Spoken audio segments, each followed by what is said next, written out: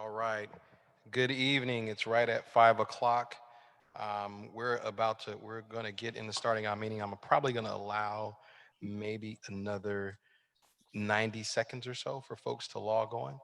I'm hoping all of you have a copy of the agenda in front of you because in just a few moments we will start having our roll call and then jump right into our agenda. So in about another 90 seconds or so, we'll get started.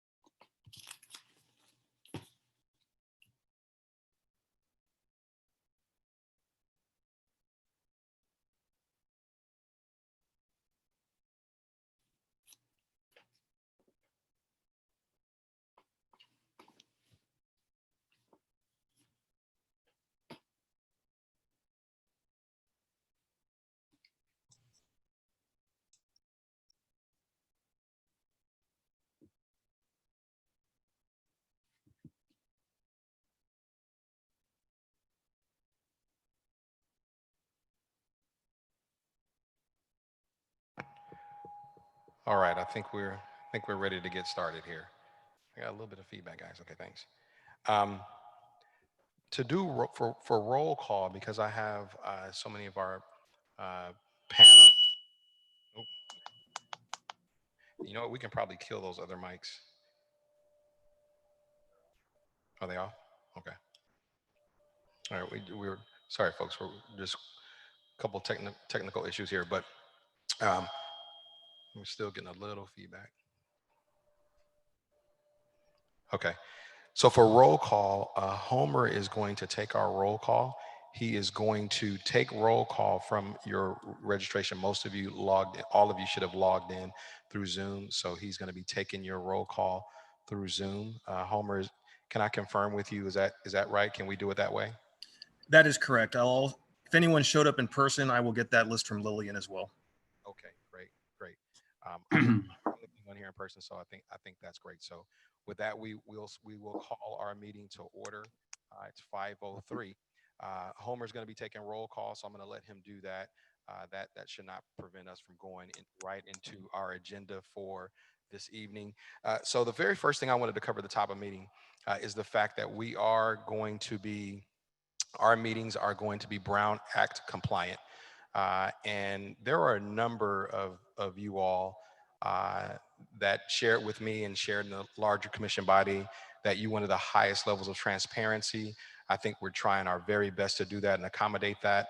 So I think that Sandra and I, we also talked with the city attorney as well, and we saw that there should be no reason why we should not be able to have our meetings covered under the Brown Act.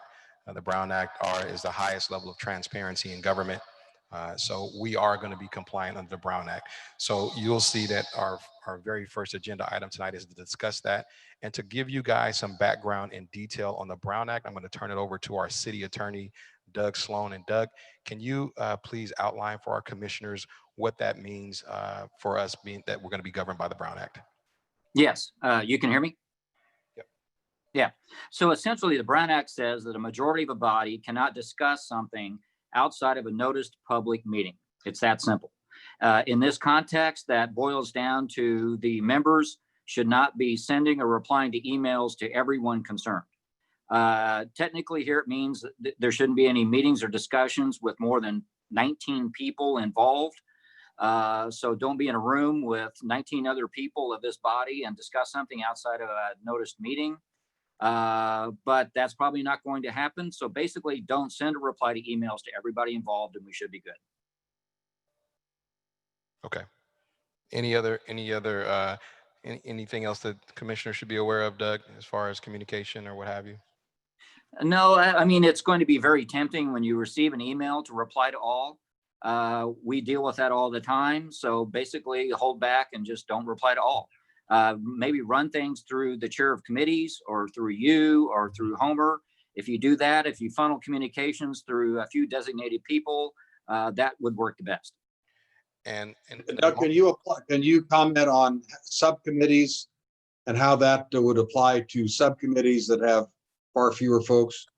Right. Subcommittees, that doesn't matter at all. If you have fewer than 19 people, if you have 10, 12 people on a committee, you're free to communicate all you would like within that committee. And Doug, I'm going to ask you to talk about public comment too, because I know in a moment we're going to have public comment. And what is the responsibility of commissioners in public comment? Yes, when the body is receiving public comment, it would be best if there's going to be any communication with the speaker to go through the chair of the committee, through whoever's presiding, yourself, Oliver Baines. Don't engage in dialogue directly with members of the public as they're speaking. And also remember that you cannot take any action other than procedural issues that were not on the agenda. You can't propose a motion to accomplish something substantive without that being on the agenda. And what would be an example of a procedural issue that we can take? To continue discussion of an item to a later date, that type of thing. Okay. Okay. All right. Doug's office also prepared us a kind of just an overview that we'll be sending out. I don't know if Doug, if you or John can send that out. I saw the email I saw the document that you all prepared. I think that'd be great if you could send it all to, if you or John could send that to all the commissioners so that they have it for reference. I just felt like it would be good for you all as commissioners. Some of you may not be familiar with the Brown Act. Some of you are, I know, but for those of you that aren't, we kind of have a little bit of a cheat sheet that can give you some background and input on how to conduct yourselves now that we're under the following the Brown Act. We will do that tomorrow. Okay, so commissioners, look in your inboxes tomorrow. You should have that kind of cheat sheet, the Brown Act cheat sheet for you that you can follow tomorrow. Thanks, Doug. I appreciate it. You're welcome. All right, we're gonna go right into our general public comment. I wanted to, there's been a lot of interest in this particular commission. We think that's a great thing. We want to figure out as many ways as possible to receive public comment. I thought the best thing to do is to receive public comment kind of at the beginning of the meeting. That way, folks that may have things that they want to communicate to commissioners don't have to wait for us to get through all of our business to do so. So we're going to receive general public comment right at the top of the meeting. So for those of you in the public that have registered for the meeting and that are involved, we're going to give you 3 minutes. We're going to use the same standard that the Fresno City Council does. So anyone in the public has 3 minutes to comment on any item that they think has relevance to this commission. Gavin, I'm going to ask you to help me out with that. I don't know if there's a way for me to see the folks in order. Yeah, they should be able to show the participants list up on your screen like we did last time. You also have somebody that used the Q&A feature to ask a question. Okay, so I'll tell you what, we will receive public comment both ways. If someone wishes to speak, you should raise your hand. I think there's a raise hand feature on the Zoom meeting, and also there's a Q&A box, and I can see there's one note in there. You can also ask questions. So we will start our meeting that way, and I'll ask if we can pull up the Q&A section for me to take a look at it. So I have a question. Does the committee plan to publish email communications between commissioners? Doug, is that are the commissioners' emails subject to being public PRA? I guess that's what the yes, I would consider that since this is an advisory body for the city, that email communications as between them would be subject to a PRA. Okay. I think and this was a question, will the subcommittee meeting be posted on YouTube? I don't think the subcommittee meetings are posted on YouTube, but they are posted on the city's website, right, Doug? We set that up with the clerk's office to where all of our meetings will be on the city clerk's website. I think I think Homer would know for sure. Oh, okay. Homer? We are working on that now. All right. So so the goal is to make sure that all of our meetings, this general commission meetings and subcommittee meetings would be posted on the city clerk's website. That's correct. Okay. Hey, Gavin, do we have any people that want to make public comment? Yes, you have 3 hands that are currently raised, as well Okay. as 4 new Q&A questions. Yeah, and I won't be I don't want to give people the idea that I'm going to go through and just answer all of the questions. I want to give people an opportunity to make some public comment as well.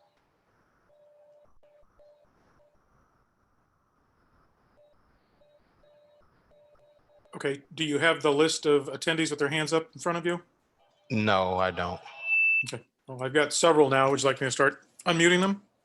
Well, let's take them in order. We'll go James Mendez. If you can unmute James Mendez. And James, this will be for each person making a public comment. You will have 3 minutes, and I'm going to time you myself, and I will do my best to give you a kind of a 45, the 15-second warning. So your time starts now, James. Hello, I'm Jim Mendez. I'm a retired physician here in Fresno. And I would just ask that the Commission for Police Reform result in changes that improve the quality of life for the majority of the residents of the city of Fresno. I don't really believe that police do as much to prevent crime as they deal with crimes that have already occurred. And when doing your work, I'm asking that you look at the inequalities and disparities that occur in Fresno here and nationwide that lead to many of the problems that we're dealing with now. Most of the racial inequalities we see in America today are not due to personal failures as much as systemic racial discrimination. There's discrimination in healthcare, which I'm very much aware of as the cause of many of the disparities we see, racial disparities we see. There is systemic racial discrimination in housing, jobs, education, income, wealth, and exposure to environmental toxins in the air and water. And there's systemic racial discrimination in the way our police department manages the problems that they encounter and the justice system. So rather than saying a person makes bad choices, we need a police department that looks at the limited choices that people often have. So I'm asking that that this commission work on issues that homelessness and homelessness and mental health crisis in maybe a different fashion than they're doing now. That housing and drug abuse and mental illness are not necessarily the causes of drug abuse and mental illness, not necessarily the causes of the homelessness as much as actions of racial discrimination. And that's been going on for quite some time. And the way the police handle them, they should be able to do a better job in terms of dealing with mental health crisis and with the homelessness. And I don't think they're well trained. They don't have the experience to manage them in the best way and should maybe defer to those issues to those specialists that can better handle mental health crisis and homelessness. So those are the points I wanted to make. That's all. Thank you very much.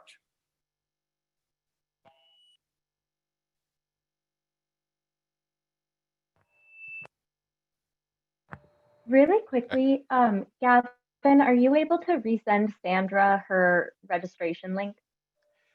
Hey, Perhaps when Gavin, we're done with this, I'm a little tied up right now doing all these. Okay. Pardon, thank you. Yeah. So next we have Naisha, and I am sorry if I don't pronounce your name right. Nisha Baladeha. You now have 3 minutes. Hi, good evening. I'm Nishay Balahadia, founder of Mighty Community Advocacy. First, I want to say abolish police, melt ICE, all Black Lives Matter. Secondly, as we talk about police reform, we need to be speaking on it as a step forward to abolishing police completely from Fresno County. As a community, we need better trained first responders to medical health crisis, people struggling with addiction, the transient communities, and domestic violence cases. This is not going to be achieved by police. The reform should reallocate 50% of the police budget to community services. As part of this reform, we need to have all murderers and serial killers that are currently paid by the Fresno Police Department promptly removed and charged with the murders of our community members. Reparations need to be made to those families that have suffered grief at the hands of Fresno PD. All Fresno police officer involved shootings need to be investigated by a third-party unaffiliated investigator, and this should all be on top of more trauma-informed training, no police presence in schools, and a roadmap to eliminate the police department from the city altogether. I thank you all for on the committee for your time. I know a bunch of you have been just putting so much time into this committee and trying to move Fresno forward. So I just appreciate you and thank you for your service. All right, next we have Jackie Newman. You have 3 minutes.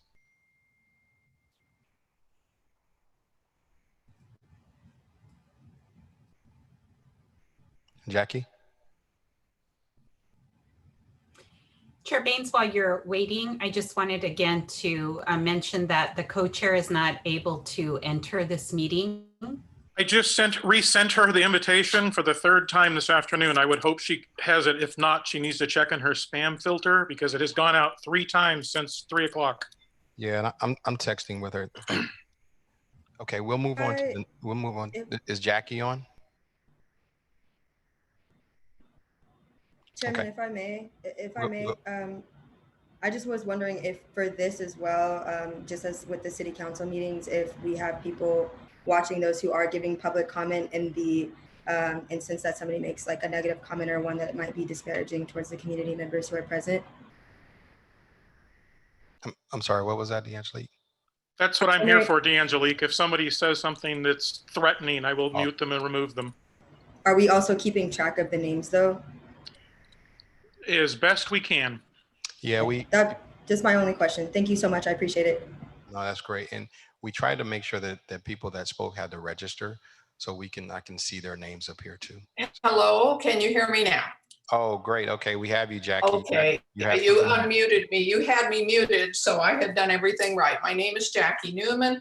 I'm a retired school principal. I worked in school administration and as a teacher for a very long time. My question and concern is I want to find out how will the police union participate in this process and will their priorities be made fully public? I believe that that priority and that participation is absolutely critical to how successful you're going to be with these reforms. I agree with the prior speakers about the priorities for making responsibilities and training widespread and making adjustments in how they're managed. But the police union is going to be a force, folks, and I think the public needs to know just exactly how much participation, what their priorities are, and the public needs to know exactly what they are. I wish you well, and of course, all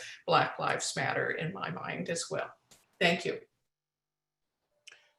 Next we have, I feel like I lost somebody, but now I see Marissa Moraza. You now have 3 minutes, Marissa. Hi, good evening, folks. My name is Marisa Moraza. I'm speaking to you today as a District 2 resident. Today, I just want to reiterate the importance of this space. We need to make sure that this space and all commissioners here ensure that we are working towards change. This is not a space to continue the status quo. We need to ensure that this committee, this commission is centering the lived experiences of folks who have been impacted by police brutality and police violence. And these folks need to be centered in all decision making. How are we centering equity in this space? How are we centering these young folks? How are we centering Black and Brown lives in this space as we move forward?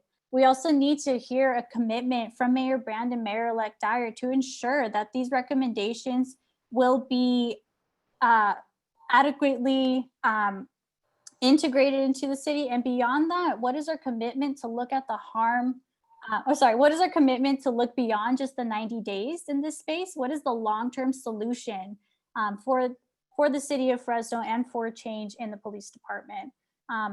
again, it's just such a crucial space that we have here. And so we really need to look at the commitment and look at the impact and the harm that has been caused by the police department. And this is not a new issue. So again, we really need to look at what is this long-term commitment to change.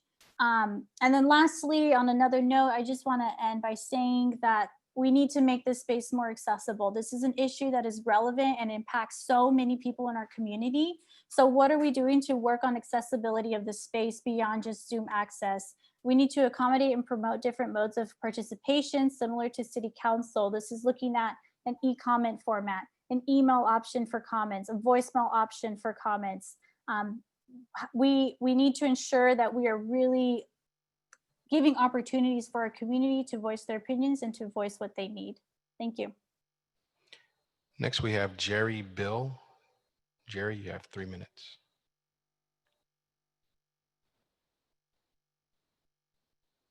Is Jerry Bill on?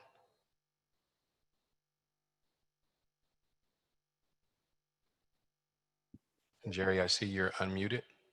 Okay, I'm speaking. Can you hear me now? Okay, we have you. Okay, thank you. Yes, my name is Jerry Bill, retired professor of sociology from Fresno City College, and I've been following police matters for quite a long time. And I want to talk about two issues during my 3 minutes. One is homelessness, because I work with homeless quite a bit, and police are not the right people to deal with homeless issues. I've been out in the field watching the homeless task force trying to deal with homeless people and so on. And it doesn't work out well at all. It's not really, should not be primarily a police matter. We should be dealing with the homeless in other ways, not through the police department. So that's one thing I want to talk about. Now, the other has to do with police oversight. We have in Fresno the thing called the Office of Independent Review. That's the weakest form of police oversight that there is, basically. Other communities have much stronger forms of police oversight. And the Office of Independent Review cannot do investigations. All they can do is audit investigations done by the police investigating themselves. And they can't do any subpoena power. They don't have subpoena power. They can't call, the Office of Independent Review can't call in witnesses and so on to do its own investigation. It's just auditing whatever else has been done. And that does not expose very much. So there are other communities do a much better job of this sort of thing. San Jose is one, San Francisco is one, and other states as well have much stronger models of police oversight. And we need to have good police oversight in this community so that when people of color are shot by the police, shot and killed by the police, somebody really investigates other than the police investigating themselves, and then sort of have a rubber stamp overseer just auditing it and saying, well, they investigated. So that's what we need in this community, a police auditor with teeth. I hope you can go in that direction. Thank you. Next, we have Raymart Katakutan. Sorry, Raymart, if I messed that up. No, that's good. So I think it's pretty clear that the community has communicated during budget meetings that there's been 3 hours of public comment made up of people calling for major defunding of Fresno PD and for money to be allocated to alternative community services. The budget currently approved does not reflect those desires. So to move forward, the very first step and what we want at the very least is transparency. Community members don't know where their money is going and what technology is being implemented in which areas, what areas are more policed than others, and what change in training has been implemented. There is a push as well for public databases where we can view stops, reasoning, and demographics of who is being stopped and where.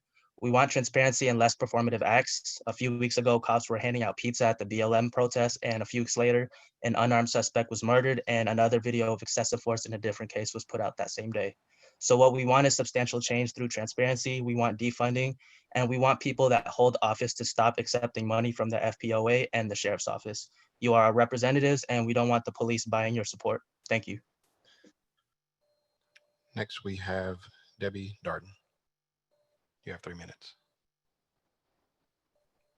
Good evening. I just have a few comments. One of the comments I want to make is that I hope that when the commission get together to make your decision in regards to this, the last I've known is that the Fresno PD had approximately 802 officers. Out of that 802 officers, there are 47 African Americans. And out of that 47, there are 3 women. I think the Fresno PD need to make a priority to set up and put a program together on recruiting more African American officers. Also, I think you need to look at when you talk about defunding to ensure that whatever takes place, that there are no layoffs or money that has been taken from the PD that's going to prevent from hiring more officers. Another thing, people are talking about the homeless situation. And that social services need to be there and PD does not need to be. I think there needs to be a collaborative, because not only do you have mental health people out there, but you also have people who are addicted to drugs. So not only is it people who have made fallen on hard times, but there are also people out there who are committing crimes, and the PD has been out there to be able to stop some of the drug raids that have taken place throughout with some of the homeless. So in looking at that, I know Fresno County is one of the biggest that deals with mental illness and also services for the homeless. So I think it should be imperative that you collaborate with Fresno County. Fresno County has dollars also.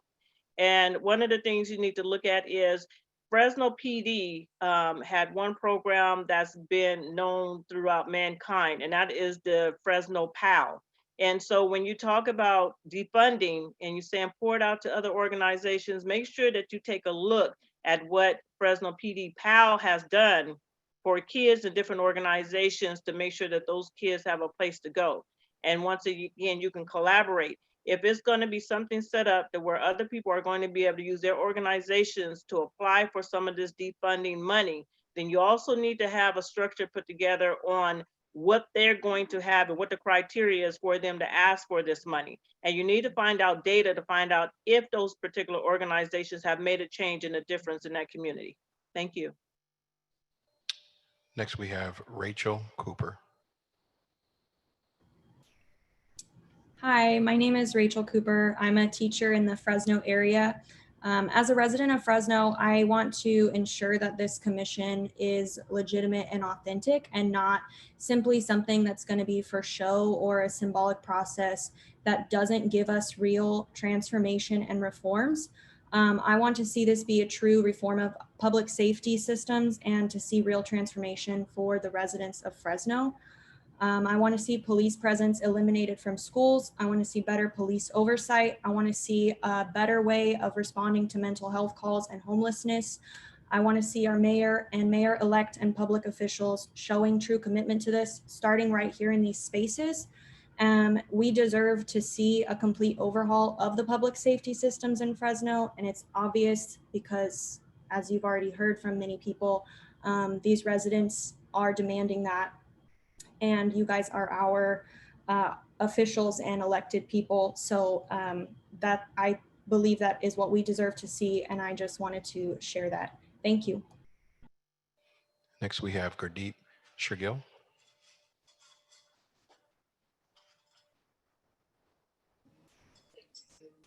Gurdeep, you're up. Oh yeah, can you guys hear me? Yep, we have you. All right, first of all, thank you for the opportunity. This is actually a great start. I would like to add, we need like a balanced approach. We want to make sure that, first of all, the equity, the equality, at the same time, the protection for people's personal property, people's businesses. So whatever you guys do, with the police reform, please make sure it's a balanced approach. At the same time, our police department should have more education on diversity, because Fresno is a melting pot. We have a lot of communities that live in Fresno who speak multiple different languages. And I think, thank you to City of Fresno and this commission for collaborating. And I think this is the first good step. And I'm very happy to see our ex council member Albert Benz sitting on this chair. and representing, because we have known him personally and he has done a lot. And I think you guys will do a good job. So just please just remember that balanced approach is very, very important. Thank you. Next, we have Cesar Casamayor. Yo, peace, everybody. My name is Cesar Casamayor. Thank you for the opportunity to speak. I think from a perspective of coming from a community that has been oppressed by the war on drugs back in New York City and Bushwick, to be exact, in the 90s, where the Latin Kings came into fruition out there. I acknowledge that there's always been opportunities to do better than what our elders did. And as a young person, I only humbly ask for an opportunity to speak, an opportunity to be included. I am almost 40. I'm 38, gonna be 39. I have 2 children. They lighter than me, than my melanin skin. And I don't have the richest melanin skin to begin with, but I acknowledge my ancestry. And I look at the times when there was reconstruction in this country, and I look at the time that we're living right now, and allowing for inclusion once again, and allowing for better participation once again, but not making the mistakes of our ancestors, of our elders. And that is by what everybody has been saying thus far, most, which is transparency, accountability, and inclusion. I want to be able to tell my children that are going to be out here in this city in Fresno, not just that his dad did his best to make things right, but collectively we had opportunities and accomplishment where we compromised, but we also moved forward with respect. We are now a richer city because look at that diversity that we have in this room that come from different perspectives to make Fresno a better place. So with that being said, all I want to say is the same things that I said when I was in when they shot my boy Tito at 14 years old. We want better. Now that I'm 40, I know what that better is. Just like brothers who's in this room right here, Brian King, for example, Aaron Foster, for example, that come from the hood, that want to do better. And we want to do even better than that. And the only way that we get better than that is by having the things that we all telling y'all. It's common sense. So if we're real about being a city, a collective city, a city of one Fresno, then let's be one of many cultures, one of many trains of thoughts, one Fresno that's beautiful, that I love being here. 15 seconds. So with that being said, thank you for the opportunity to have time to speak, and let's not make the mistakes of our elders. Thank you. Hey, quick question, Gavin. I don't know, do we have Spanish and Hmong translation for this meeting? Not that I'm aware of. I wasn't told about any translation services being set up now. Okay. Is it something that we can set up right now or? No. Okay. All right. So we'll make sure to figure out a way to have that available our next meeting. My apologies on that. And Chairman, if I may, I'd really just like the record to reflect, this is a specific comment to Gavin. We've discussed at our last 2 commissioner gatherings that this is something we needed for our community members who did not speak English. If we're talking about equality and equity and making sure that this is representative of all of our community members, that's absolutely going to be a necessity. So I'm not sure if that's something we can prioritize going forward, but it's something that I'm going to desperately ask for. Just so you know, D'Angelique, that has nothing to do with the services I'm providing. That's something that Lillian is going to have to set up with an interpretation service. Once that is set up, then it's very easy to integrate it within Zoom. So someone on the commission will have to set that up. It's really honestly just for the record to reflect that we have talked about this for the last 2 minutes, but last 2 meetings. But thank you, Gavin. I appreciated your input. You're welcome. If you want to email me, I can give you some more advice on having that set up. So It's my fault. So let me take care of that, D'Angelique. I'll make sure to prioritize it. It's something that we should have set up on my end, so I apologize for that. Next, we have Corey McLaughlin. You have 3 minutes. All right. Thank you very much. My name is Corey McLaughlin. I live in the Tower District, Fresno resident. I wanted to start out just by thanking everybody on the commission for being willing to engage in these conversations. This is great stuff. I'm looking forward to what you'll generate. for myself, I cannot emphasize enough the importance of increasing the focus of police training on de-escalation, on exercising authority without the pride of ego, and truly emphasizing service. Those are things that are near and dear to my heart, and I think would go a long way to setting things on the right path. I also hope that the commission will make working and draft documents available with generous lead time, more than the mere 72 hours required by the Brown Act, if you're going to consider them at a meeting. You know, these are important conversations, and it's scary times for a lot of people. So having the time to read and digest the contents of important documents I believe the commission is likely to generate is going to be really vital for public buy-in.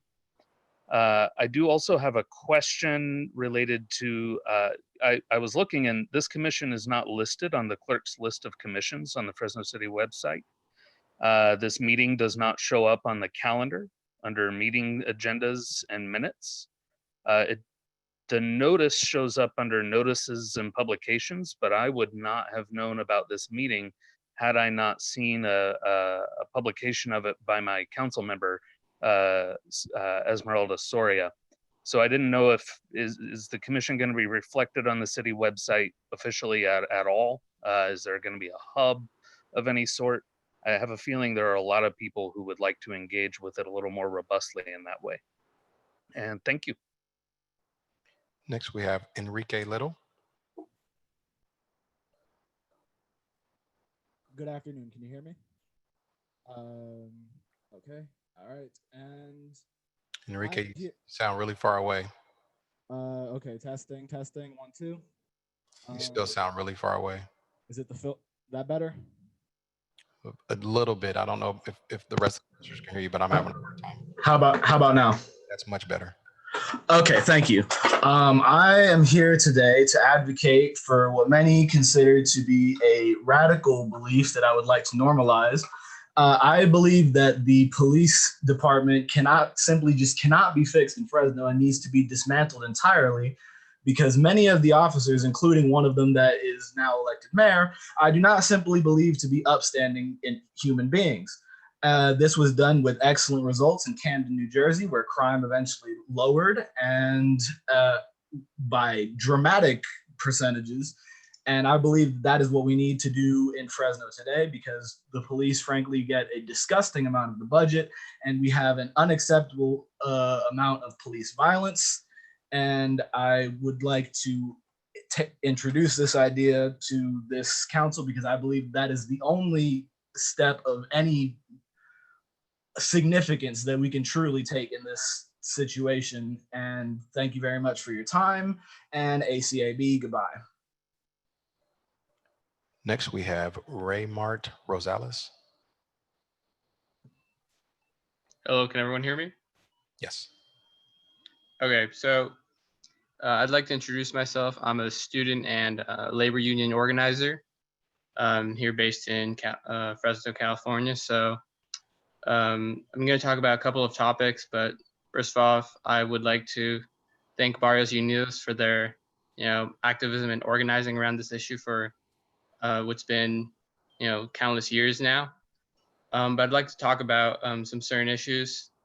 First and foremost, I believe that in schools, so in Fresno Unified School District specifically, there should not be police officers, like, at all. So I know this commission does not have jurisdiction surrounding those decisions. However, being that there are many people here, or everyone here involved in their communities, have influence, I would like to see some efforts in order to engage with the Fresno Unified, the trustees. So as it stands right now, the majority of the trustees do not support eliminating the police from the schools. So if there's anything you can do into supporting people that are running this November in eliminating schools, police from schools. I mean, there's precedents just recently in Oakland, in San Francisco, they eliminated their police system in the schools. Oakland Unified specifically, they even had their own police force for their schools, and they voted to eliminate it. It's very, as like a person of color, it's not a necessity, I feel like, for that to be there. And my second point being made is the fact that I want, or in looking at this commission, I really want for people to take like notice of how many people are against how much, not only the police in general, but how much funding they receive. So we've had city council meetings, we've had these commission meetings. Nearly every person is saying 30 seconds. Defund the police or abolish the police. And I want that to be reflected. If we're gonna have, you know, community input, I want there to be substantial change made. I don't see a point in a commission that isn't looking at their community members, especially the most marginalized, and addressing their concerns. So I really want that to be a focus in looking at those community members and what we've been pushing for. And if that's going to go completely ignored. Next, we have Carrie Lorraine Ayala. Hi, can you hear me? Yes. Hi, guys. Thank you so much for allowing me this time. My name is Carrie Lorraine Ayala. My pronouns are she or they. I am a community organizer and resident of District 1. First, I want to say I 100% agree with the comments of the organizer from Mighty Community Advocacy. Reform in and of itself is a pro-police stance. There are plenty of folks organizing and implementing alternatives to policing, and the obstinate refusal to consider them in this of all spaces is very telling. There have been committees like this and costly and ineffective reforms discussed and implemented for decades, and yet folks are still dying in the streets of Fresno at the hands of the police. I am one of those people who believe that our people have a better future than surveillance, brutalization, harassment, and mass incarceration. Police are the protectors and agents of a system that criminalizes our kids and our families. Y'all say in your formation documents, the space is to prevent deaths like George Floyd's, may he rest in peace. What about deaths like Isaiah's? What about deaths like Jessica Rizales? Or the countless other folks that have been murdered by Fresno PD with absolutely no consequences? Quite the contrary. Police continue to dominate conversations about public safety and city budget at the expense of community, and y'all keep giving them a pass and taking their money. Just look at this space. The idea that some sort of meaningful systemic change could take place in 90 days under the guidance of police and pro-police advocates is absolutely ridiculous. And I would hope that any of you who are sincere in wanting to improve our community would demand ongoing public input on these issues with accountability and decision-making power.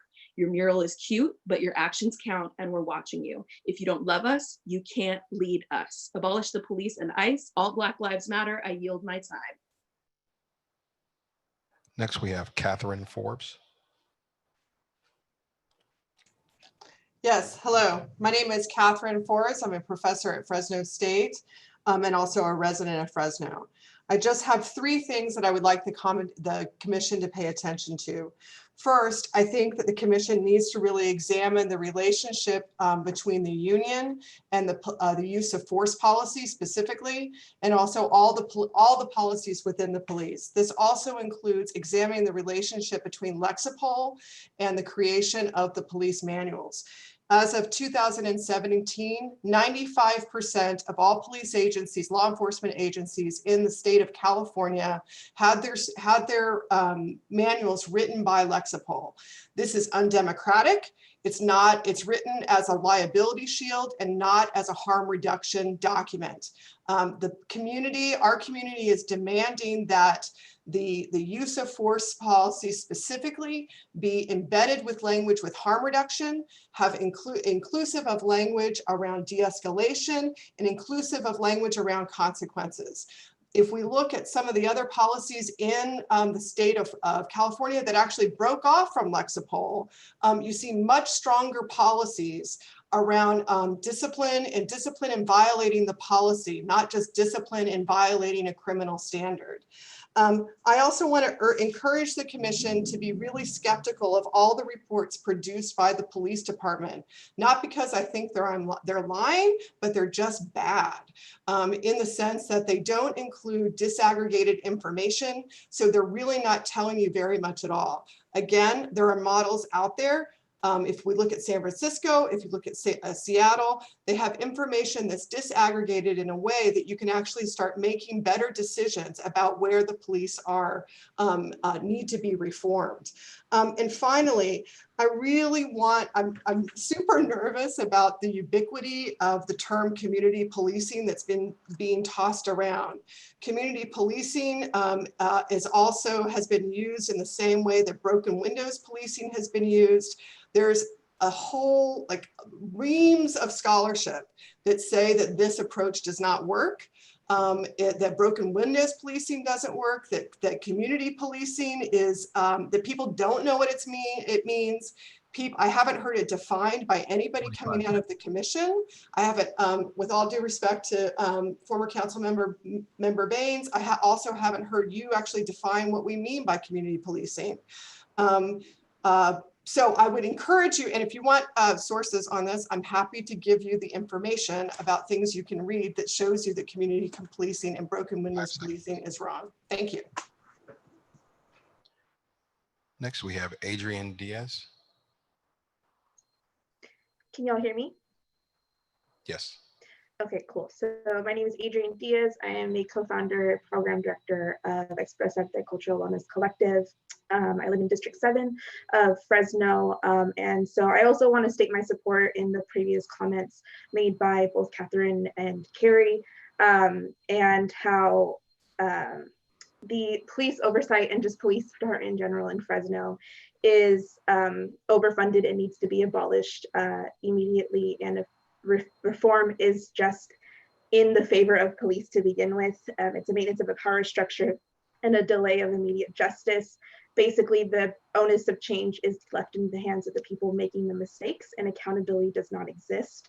I also want to mirror the comments made by D'Angelique, and that accessibility of these meetings needs to be made in a priority. ASL services, language services, and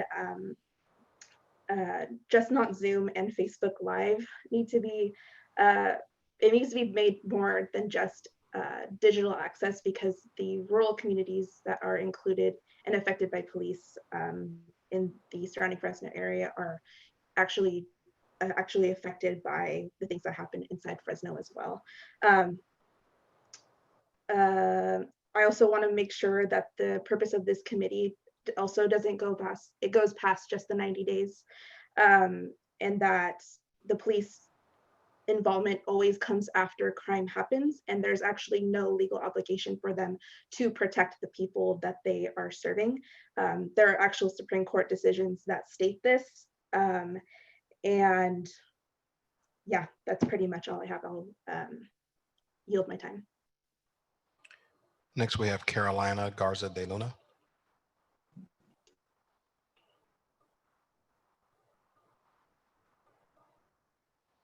Carolina, can you hear us? Can you hear me? Okay. Hi, yes, I'm here in support of Black Lives Matters. I had to sift through an ocean to find this Zoom link. I would recommend first and foremost that stop. I know we're trying to keep the KKK away or whatever it is, but it's not worth keeping the community out. I'd also like to say we have no confidence in our police, especially when we have no justice for Isaiah. It is disgusting that a police department and a community, a city council can allow that story to exist. And we have a commission to do what? To defund, because we have spoken already and the world is with us. I'd like to speak to the monuments that need to fall in Fresno, and that is Blue Lives Matters. That is the new Confederate flag. And we do not need that kind of representation on this commission.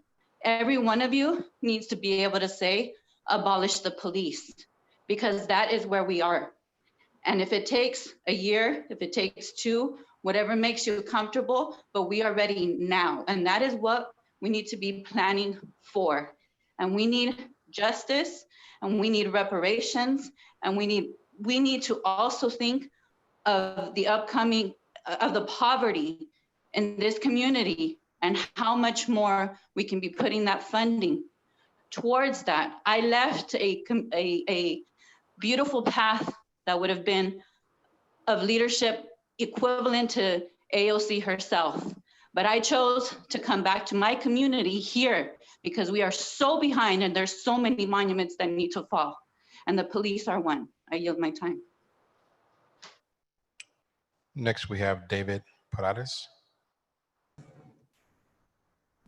Thank you all for allowing me to speak. My name is David Paredes, longtime Southwest Fresno resident. I currently live in District 1 in the city of Fresno. I'm making a public comment in support of taking concrete steps to defund the Fresno Police Department and to shift responsibilities to professionals who can actually help out our community members.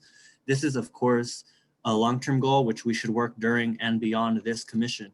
Time is of the essence. I also want to echo an earlier comment of asking for anyone who has their own agenda with being on this committee to step down.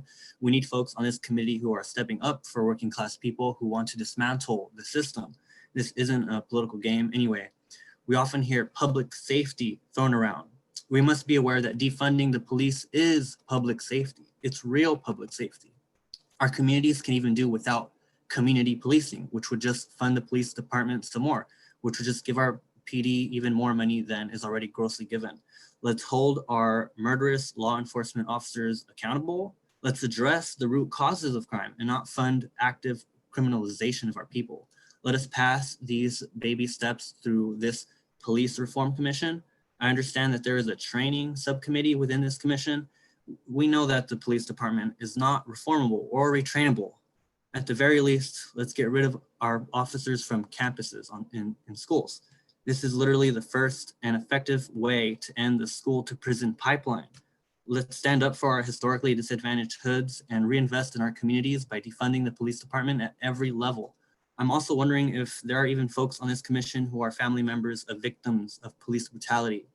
Isn't this why we have this commission in the first place? And no disrespect if we do have members who are victims of police brutality, but I think we should have more. So please continue this fight and listen to our community's demands. We showed up in numbers several times at city council meetings. Our community's lives are on the line. Other cities like San Francisco and Minneapolis are paving the way toward parting ways with the racist and oppressive and money wasting department. So thank you again. Next, we have Cruz Rodriguez.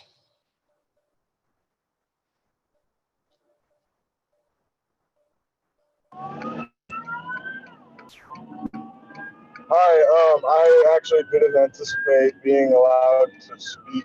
Well, I guess since I'm here, I'd like to speak in affirmation of the idea that the police should be thoroughly abolished, but that not being said in an idealist way. But as David just said, taking concrete steps to defund the police it pretty much takes the form of taking money away that would pay for bullets that would effectively end the life of a working class Black or brown person, which I believe to be a concrete step, a necessary one, especially in schools, as I would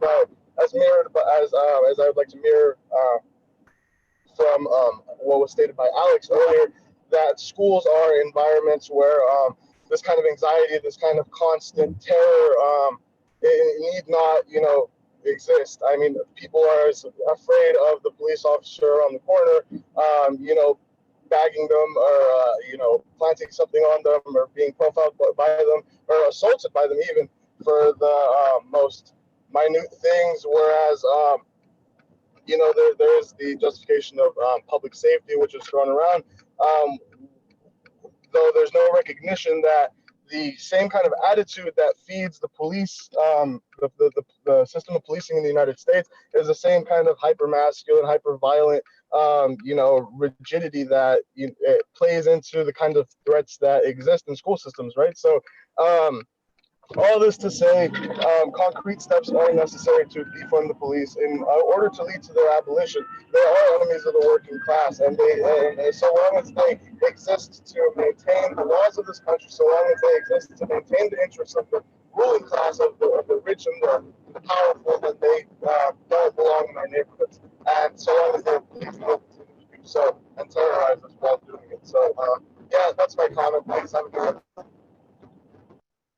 Next, we have Lisa Flores.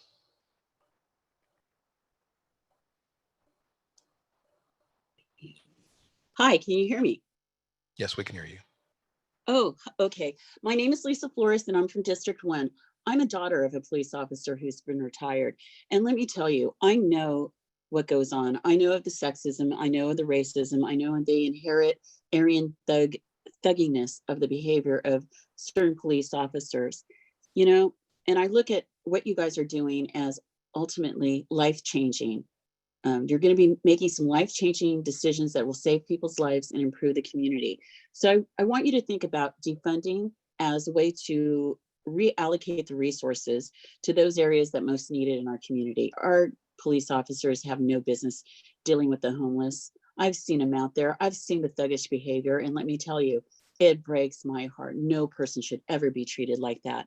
And, you know, the bottom line is either their union comes to the table and negotiates in good faith and gives up a lot, or you break them. And I'm an ex-union president, so I don't say this lightly. You need to break their union. And by breaking their union, you break their stranglehold on not only the budget of Fresno, but also the communities in Fresno. So finally, I want to talk to you about three things. I want you to think about acknowledging the misdeeds of the Fresno Police Department, because you can't solve something if you don't acknowledge what the systemic problems are. Then you need to look at reconciliation between the police department, what's going to be left behind of the police department, and the communities. There is some reconciliation that needs to be done. And I'm not talking, you know, a police officer in the community. I'm talking actual reconciliation. Then, you know, you also need to look at atonement. There is the process of healing this community, but if you guys don't have the backbone to do it, then you shouldn't be on this committee. Thank you. Next, we have Emily Cameron. Hi, good evening. Can you hear me okay? Yes. My name is Emily Cameron. I am a member of the Fresno County Democratic Central Committee. I just wanted to inform our members of this Reform Commission that this weekend the California Democratic Party actually was, if my numbers, let me see on my phone real quick, 152 in favor and 12 opposed. This was passed at the executive board meetings yesterday around 3 p.m. So yeah, the largest state Democratic Party in the country is now in favor of defunding the police. It's on the record, and that's the way that the party is going. This is a majority Democratic city, and I believe 6 out of 7 current city council members are Democrats. So, and there are folks on this call who are Democrats. There are folks on this call who are politicians who, so it gets with the program, you know, the writing is on the wall. This is the way the world is headed. You don't have to like it. You just need to get with the years who looks like an idiot because you are defending a horrific institution. I mean, that's how. So this is the way the world is going. The California Democratic Party supports defunding the police. Thank you very much. Next, we have Josh Fulfer. Yeah, I would just like to just make a comment, and there's a lot of us that stand 100% behind our police officers, and we will continue to stand behind the police officers. They need more money for training. They need good equipment, and they don't need to go into a public that's always causing this much problem and chaos. So, I look forward to what happens, because I don't think with all the people that care in this community that a few bad apples, and I'm talking about the Democrats that are trying to ruin this city by destroying our police department, it won't happen. Thank you. Next, we have Venice Curry. Hi, thank you, Councilmember Baines, and thank you for the opportunity to speak. I wanted just to call attention to what I see is a real opportunity to reevaluate the scope of work. And I mean, looking at the mission, the policies, and the procedures. I think in the context of how the police department was formed, there either has to be a decision to move away from that particular mission and to assume a different level of functioning. And that leads to who it is that you choose to recruit and how you actually evaluate those people that you recruit. And so there's a question of psychological fitness when you are handing someone the authority and also a weapon to enforce a set of rules and a set of policies. And we need to be sure that those people who are given this responsibility actually can handle it psychologically. And so I would therefore submit that one way to help would be to mandate a psychiatric evaluation from a forensic psychiatrist who can evaluate their ability to manage the stress, the trauma, and to be psychologically appropriate in the way that they manage people that they come in contact with. I would also offer that rather than having them placed in situations where they are ill prepared and ill trained, that we would simply move away from having police in schools. They are not educators. We would move away from having police act as social workers because that is not their training. And we would finally not have them deal with mental health situations or homeless people. That is not a scope of work that they should take on because they are not trained. And so I think we could do better by putting them in situations where they could be more successful with a narrowed scope of work and a real commitment to invest in the places where we know there is a greater need. That would actually provide a greater amount of public service and a greater amount of public safety for every person in the community. And that would be my wish, is that this commission would take that on as a real scope of work and be really clear-headed about what is the mission, who are you going to serve, and are you going to get people who actually have the skill set and the psychological capacity and makeup to deliver and provide services in an equitable way. Thank you. Kimberly McCoy.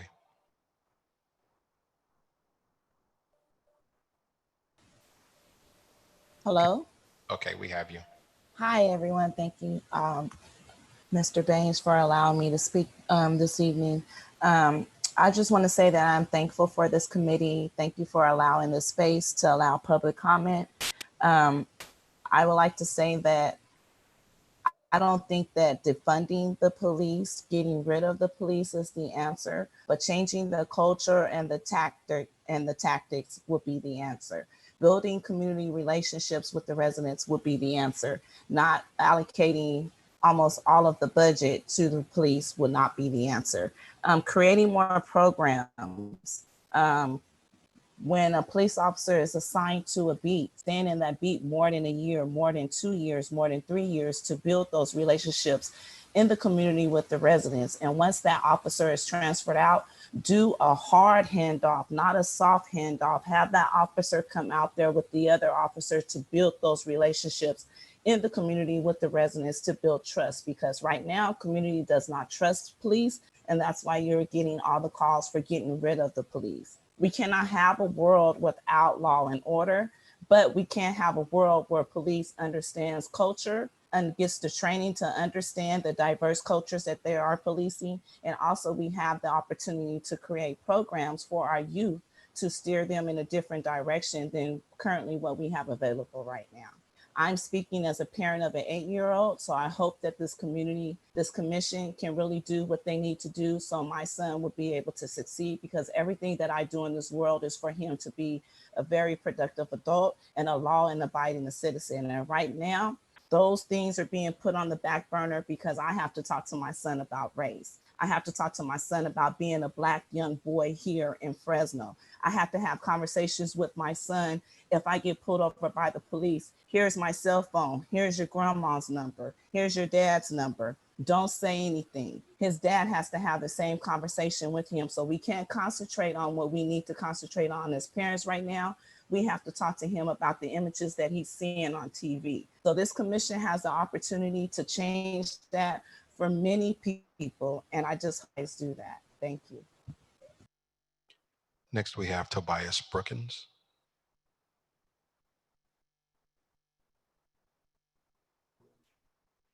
Thank you so much, Councilman Baines, and to everyone that's out there. I've been very blessed to be in this space. And as I got onto this space just to find out what the commission was doing after I talked to my councilman, I would like to simply say that Venice Curry and Kimberly McCoy, actually, their sentiments is what the majority of us feel. I realize this is no slight to any organizers. This is no slight to any of the groups. This is no slight to everyone that is protesting and advocating for what they believe. But those two ladies just spoke what the majority of us as real citizens actually feel. I talk to people all the time. I come from hood in LA. And even with all that I've been through with the police, none of us are feeling like taking away all of the police is the answer. We would like to see a system of equality and justice. We would like to see transparency and accountability. And we would like to see some ownership when something is done wrong, and the police department respect the humanity of Black and brown people. That's what we would like to see. So I would like to end with Venice Curry, Kimberly McCoy, Commission. Please listen to their words, because that actually is the sentiments of most of us. And to all of those who are advocating for what they're advocating for, there's no disrespect. But I don't want to live in a world where there's chaos and disorder, nor do I want to be terrorized by the people that are supposed to protect me. Thank you. All right. That concludes our public comment. So Gavin, you can take that screen down. Thank you. Listen, this is part of how we're going to run our meetings of the Brown Act. So anytime we're in a general commission meeting, we are going to allow the public to speak. We're going to give them 3 minutes. And then we're going to move on our agenda. So, Chair Baines, there were a number of comments that were posted in Spanish, and just for the sake of equity, I want to be able to read them. So there was. Hold on. Can you show me where they are? Yes, they're in the question and answer, and one of them is from Estela Ortega. Hold on, and hold on a second. I'm the chair of the meeting, so you tell me where it is so we can go there so I can see what we're doing, because we have 20 some odd posts in there, and I would essentially have to read them all. So are you telling me to go down the list and read them all, or do you want to just pick one out? Can you tell me where it is? There are 2 comments in particular in Spanish that I would like to read for the record, because they were submitted in Spanish, and unless everybody has an interpreter, they're not going to understand what was said. Okay. I second that. So the first comment is from Estela Lopez. It's listed as Ortega Lopez. And what she is saying is that she wants to make a comment about these meetings being important to them, meaning the Spanish-speaking community, and that she would like to have these in Spanish, or at the very minimum to be translated into Spanish. There is a second comment by Francisca Albas, and what Francisca is saying is that she finds this proceeding to be a total lack of respect and consideration for people who are not English speaking, because this is important information and should be made available in Spanish. Okay, thank you. Thank you, Gavin. We're now going to move on to our committee chair presentations. And I just want to take a moment. I'm going to ask the committee chairs to give the commission an overview of your work. And what we're really looking for here is just for you to be able to provide to the other commissioners and the listening public where you are currently. Is just an update. I think we fully understand that all of your work hasn't been done. I think we are okay with that, but I also think that the general commission would like to know where you're at, and so would the public. So we're going to allow maybe somewhere between maybe 8 and 10 minutes for you all to present, if that's enough time. And then I'm going to try to allow somewhere between 5 and 7 minutes for commissioners that are interested to potentially ask questions to the subcommittee chairs about the work of their commission. So that's kind of the outline and format that we're going to try to stick to. So I've allotted about an hour or so for this dialogue between the commissioners, but it's give or take. If we need to go over a little bit, we can. So first, I'm going to ask for our subcommittee, police budget subcommittee, Judge Oliver, to please give us a report of your committee's work.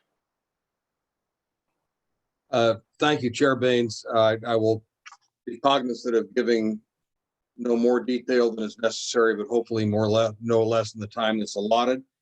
First, I think for the members, by way of refreshment of the commission, members of the public, it's important to understand who our subcommittee, how it is populated. First is Deep Singh, the executive director of the Jakarta movement. Next is Genoveva Isla. She's currently trustee of the Fresno Unified School District, but importantly has a long history as a public health advocate. Next is Greg Garner, who is a retired deputy chief of the Fresno Police Department and a retired chief of the Selma Police Department. Luisa Medina, my friend of some 40 years, is a community member employed with Central California Legal Services and a former FUSD school board member. Mai Tao is a member of the Hmong Innovating Politics and a civic engagement director of that organization. Captain Mark Salazar is the commander presently of the Northwest Policing District and has, I believe, been a commander of at least one or perhaps two prior districts. Next, Pam Coronado, Fresno County Department of Education and active in the Native American organizations. Sandra Celadon is vice chair of the entire commission, but also a member of our budget subcommittee. She is president and CEO of the Fresno Building Healthy Communities. I call those out only to give you some sense of the breadth and depth of the folks that come to this. We have had 2 meetings subsequent to this evening, both as I would consider informative, which we believe is part of our call initially. Bruce Rudd, retired city manager, is a retained consultant by the city of Fresno and has been invaluable to us. Jane Sumter, the assistant city manager, has been able to provide a reams of information that are important to us regarding the city of Fresno budget. Renee Wadahira is the fiscal affairs manager of the Fresno Police Department, in her formal title, the City of Fresno Administrative Manager. Deputy Chief Michael Reed, a member of the commission, was designated a subject matter expert by Chief Hall and informed with us last week. I would be remiss if I didn't thank Homer Montalvo for providing minutes and doing all those things that are difficult, but most important in the spirit of transparency and the spirit of information. Gavin Humboldt at TechZoom, you hear from him all the time. One of the unsung heroes, Lilia Weiland, answers all of our questions, explains to some of us how to work Google Zoom and other very important projects. This subcommittee is based on the comments made by Chair Baines on June 22nd, that we were to be working towards best changes or considerations based on best practices and empirical evidence. At that same June 22nd meeting, Council President Miguel Arias, who was instrumental in creating this commission, said, and I quote, we were to be looking for time-tested and evidence-based potential changes. I would say speaking only as a member of our subcommittee, we have taken not by design, but by evolution of what I would consider, based on my experience, a grand jury model. We have had questions presented. We have sought investigation. We have sought experts. We will at some point be evaluating the information or the evidence, if you will, and pursuant to our charter, report to the executive committee for their deliberations and recommendation of the council. Consistent with Chair Baines, what I thought was your instruction, the subcommittee project plan says at number 2, subcommittee purpose. The CPR budget subcommittee is empowered to investigate and evaluate existing and projected budgeting of the Fresno Police Department necessary to meet community needs, to determine if community police budget resources can be allocated to other areas within the department or within the community to meet community needs, to make recommendations to the full CPR for consideration and thereafter to the executive committee and or the city council as agreed or amended upon full deliberation and vote. I would only finally say under number 5 deliverables, our model and our charge, we believe, is to see what other models might look like, how resources can be allocated, increased or decreased, and gain an understanding of possible budget impact under the current fiscal projection. I think realistically, many of us who have been involved in committees such as this, nonprofits or in the commercial sector, understand that budgeting is sometimes the least exotic, but the most important. We had the benefit of Jane Sumter, a 31-year veteran of the city of Fresno, who was able to walk us through the city of Fresno budgeting process in great detail. In the essence of time, I'm going to skip about 3 pages of my preparation. We can certainly talk about it. Well, Attorney Sloan will tell us how we can talk about it. I'm frankly unsure of that now. But the bottom line is the budget was anticipated to be 362 million. It's now looking like it's going to be 342 million. The city went from almost a 14 million surplus to what is projected as 11.7 deficit and climbing. The city of Fresno has a historic deficiency in their income. The city council, as I understand it, must present a balanced budget. How they're going to do that will be a challenge that we will all observe with the benefit of our information. I will point out something that was in all of our Google Docs boxes today. I saw it today, dated June 25th, that it speaks to the issues I talked about. And I believe to my fellow budget committee members and the commission, there was 2 scenarios by whoever drafted this deficit to this document, budget update. One was to receive additional federal assistance. And the second scenario, if no federal relief is received, to have across the board budgets of $1.5 million to $1.7 million, eliminate temp staffing and et cetera. Interestingly, furloughs of 1.1 million, and I quote, excluding police and sworn fire department officials. With that, let me simply say the Fresno Police Department budget presented in large measure and summarized by Renee Wadahira. This is a 400+ page document. It's a $202 million budget with $185 million from the general fund. And you know that it's a substantial amount of the general fund.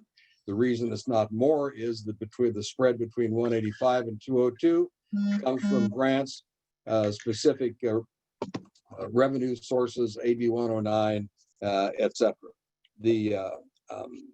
Speaking only quickly, there's discussion about enterprise or CLES. That's euphemistically called rent-a-cops. That is a provision in the city of Fresno that allows off-duty police officers to apply for and on a random basis be allowed to offer private protection. You see there at Walmart, Macy's, and other such places. That is a wash. So to the extent folks are concerned that officers appear to be at a private business, doing protection for them by all accounts and subject to a great deal of review. That is cost neutral to the city of Fresno. I think it is interesting, and this is a drink with a fire hose, but in comparing the populations of 28th largest city to the 38th largest city, of which Fresno is 34. The highest officer per 100,000 is 4.19 in Baltimore. The lowest is 1.26 in Sacramento, and Fresno at number 34 is 1.52 per 100,000. I draw no conclusions from that, except I believe that is information that is relevant to the discussion of the police force in the city of Fresno.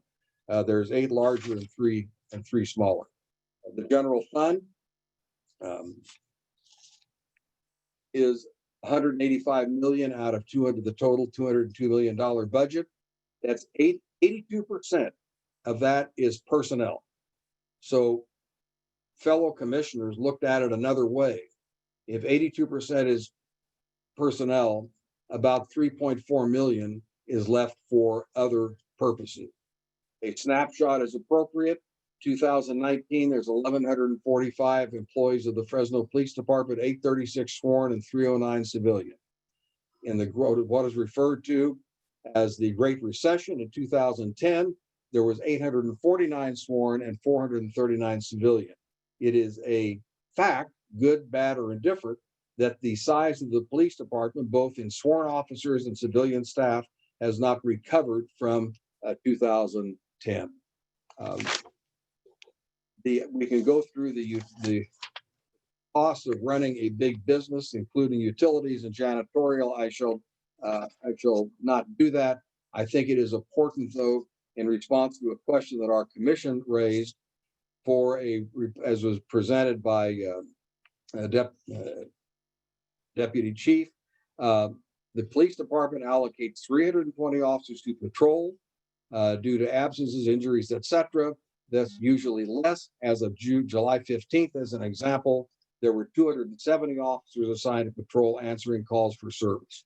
That does not count the 38 officers and 4 sergeants who man the traffic division, including investigation, etc., which is an additional 6.85 million. There are currently 69 sworn officers out on long-term injury, illness, an additional 26 as of the time of this presentation on COVID-19.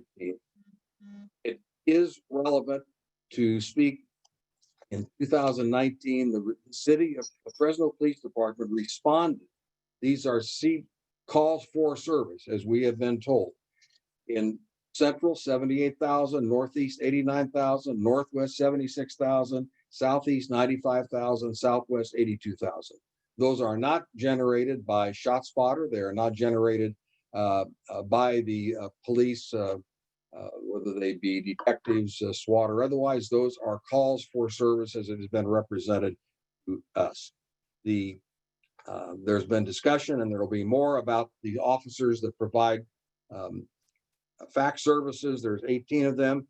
That is a wash. The city of Fresno, fax, has determined apparently that they needed or would benefit from that service. The budget cost to them is $2,600,000 plus, and that's the revenue. It is a cost neutral item. We have what is called the recycle passport. Why is that important? Because there are 3 sworn officers at the request of the recycling folks, I think part Department of Public Works, to advance when they were going to keep others from interfering with their work. That likewise is a wash to the city of Fresno. The graffiti team, which I believe is in the process of being assisted going to another department, is likewise about less than 400, but it is a neutral item. We can go into the number of calls, the number of new hires. I think it is instructive because there has been discussion about the way we are hiring. I know Captain Mark Salazar can speak with some eloquence as efforts he's made when he was at Northwest to encourage young men and women of color to consider taking those steps that would allow them to become a police officer. Essentially, the bottom line is, of all persons interviewed, 10 to 20% pass muster. And there was comments about psychological training. One of the budget items that is substantial goes to the extent of psychological training that is required before a person is able to secure employment. There's been discussion about the chaplaincy organization. I would hasten to add, as we were instructed, because it's called a chaplaincy organization, it is both A, secular, and B, multiple denominational, but it is not based on a faith-based concept. It costs the city of Fresno, the Fresno Police Department budget $75,000, and they, because it is a 501c3, receive about more or less $1 million in donations to accomplish their purposes.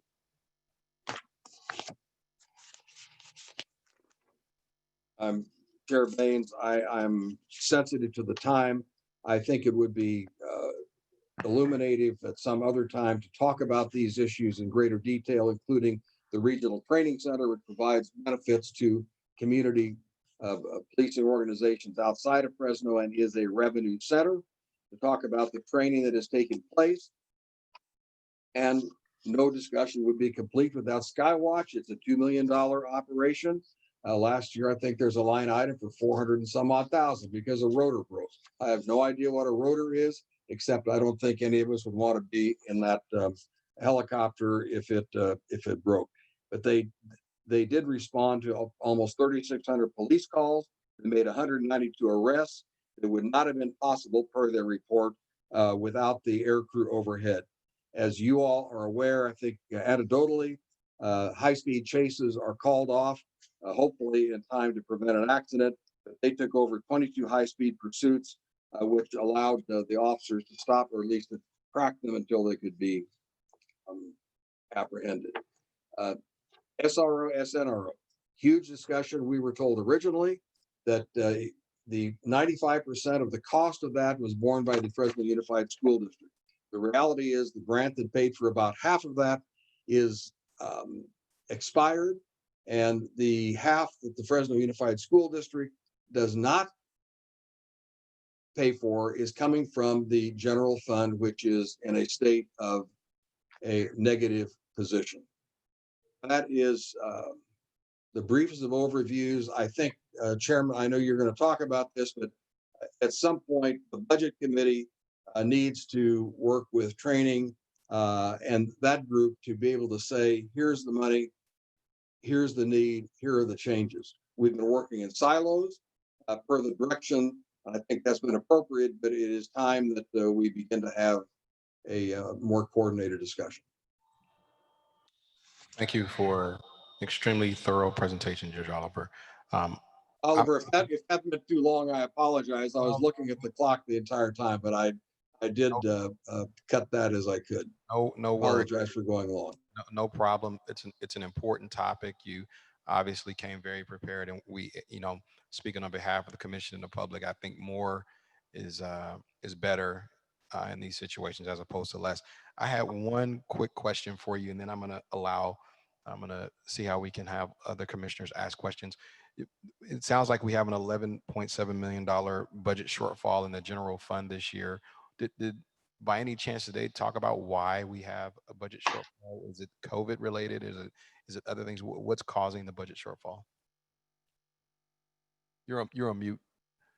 You're on mute. You're on mute. You're muted. There you go. That's a blessing in some folks' mind. They did talk about that in detail. Without trying to find my notes, the city's budget comes in a couple of major sources: real property taxes, which will proceed at about the same level; sales taxes, which will take a substantial hit. They don't yet know the extent of the hit because the state of California allows that to be a lag time. The taxes go to the state, then they come back to the various taxing entities. So they're not going to know how much that is. Hotel room rates are significantly impacted. The belief of the city is that this is going to be a 5-year project, 5-year process to return to the status quo. That $11 million deficit, if nothing is done, according to the documents we read, will be something around $82 million. That is a deficit that is impossible to ignore. Thank you, Judge.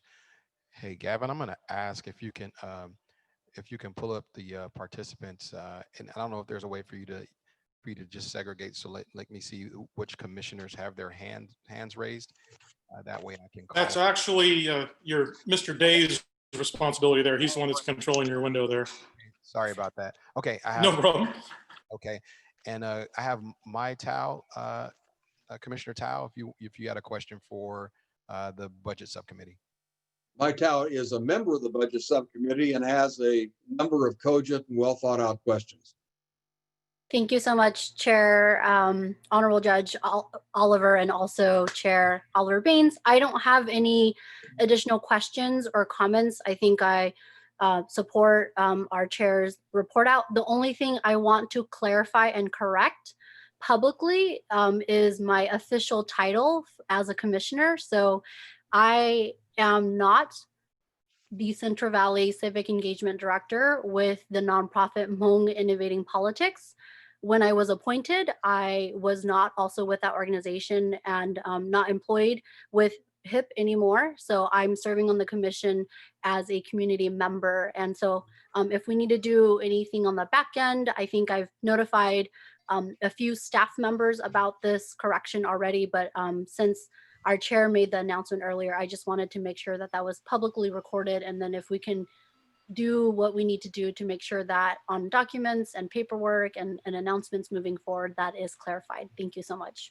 I apologize. I was working off what I believe was the first roster that came out. So a lot of things have changed, and you are a productive member of our subcommittee, regardless of who you represent formally. You're a great addition. I appreciate that. Thank you so much. Judge Oliver, this is Pam Coronado, and I wanted to publicly state that I am here representing Fresno American Indian Health Project, and that is the only organization that I'm representing on this committee. Pam, I'm the current chair of the board. I'm sorry, I took what was before me. I know, I'm sorry. There's probably a new list. I apologize. That's okay. Thank you very much. I wanted to allow if any commissioners had any questions of the budget subcommittee. I'll give you another few seconds to raise your hand. If you all could pull that prompt up, that way I can see if people's hands are raised. And we don't, so we will. Well, it sounds like you guys did a lot of work. I want to thank you, the entire subcommittee. I can tell you that I haven't been to subcommittee meetings myself. I know the type of work that you all are doing. Thank you very much. It was a very well thought out presentation, and we appreciate it. Oh, I see Greg Garner raise his hand. Greg, if you had a thought. Thank you, Oliver. I just wanted to make a quick comment. I think the work of the subcommittee has been right on the money in terms of what we've been tasked to do. And I just wanted to say from a personal perspective, I think there's a tremendous amount of opportunity here to look at how money is spent, where it's being spent, and to possibly move that money into other areas that might meet the community needs that the judge mentioned at the onset of his update. I think it's a very positive direction we're going in, just reviewing that budget. And I think there's quite a bit of money, quite frankly, that we can move into other areas without having to diminish the current ability of the police department to answer calls for service and to service the community. So I'm really optimistic. I think so far we've done really well. I'm looking forward to meeting with some of the other subcommittees and see how we can gel those efforts into a positive recommendation for the executive committee and for the council at some point. Chair Baines, I would appeal to the privilege of your chair.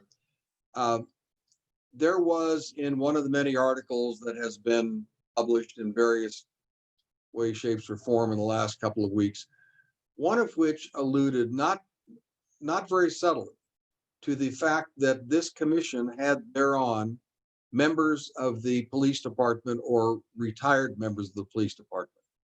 I will represent as one person that the contributions of retired Chief and Deputy Chief Garner, the contributions of Captain Mark Salazar, have been absolutely as proactive and thoughtful as you just heard from retired Chief Garner. And I think that matches everyone on our commission has very well-considered opinions. So I simply want to say that thus far, we have had folks that have engaged in listening and learning and doing research in absolutely a superlative manner. But I think the comments about my personal observation of these two retired and present officer as a member of our commission have been very productive. Thank you. Thank you. All right. We're going to move on to our next committee, and I'm going to ask our Community Development Committee Chair. Oh, wait a minute. Pastor, I see Pastor Kreiner, did you have a question that you wanted for the Budget Subcommittee before I moved on? I did. Just real quick. I'm sorry, sir, for raising my hand at the last minute. Pastor, that's just what we do. We're late. All right. So I'll be quick, brother. Real quick to Judge, did I hear you say, and I'm writing notes down, did I hear you say that the majority of the budget is for personnel? Yes, sir. It was not room. Yes, sir. And by the way, Pastor Kreiner, usually you're asking others to raise their hand in the experience of my faith experience. But Hey, man, we ain't been in church in a long time, brother. Don't bring up old wounds, bro. All right, just answer the question, man. I'm just playing. Pastor Go ahead. Kreiner, 82% of the Fresno Police Department budget is personnel. And that is, and you can look at that in a couple of ways, but that is the euphemistic bottom line. And that's salary, retirement, benefits, etc.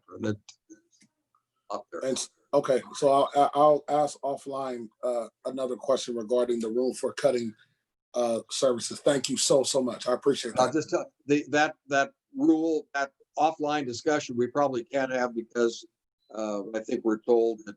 I mean, in our meeting, in our meeting is what I meant. In our what you call it? What I was going to say is, I thought you said there's no room for cutting services, and I wanted to raise that concern on is the reason why, because you're stating that 82% is for personnel only. Is that the reasoning why you're struggling with where? I only wanted to raise the observation. This commission subcommittee has not gone in that direction to get into that very important area. What our limitations are, what other contracts are, what the city of Fresno, from what you saw, dictates, I don't know. But the idea, I wanted folks to know the percentage that actually goes to personnel versus the litany of other hard costs. I appreciate that. Thank you for clearing that up for me. Appreciate it, man. All right. Sandra, you're up. Thank you. I just wanted to add to Pastor Kreiner about the answer, at least preliminary, is that we don't know yet what can or can't be cut, right?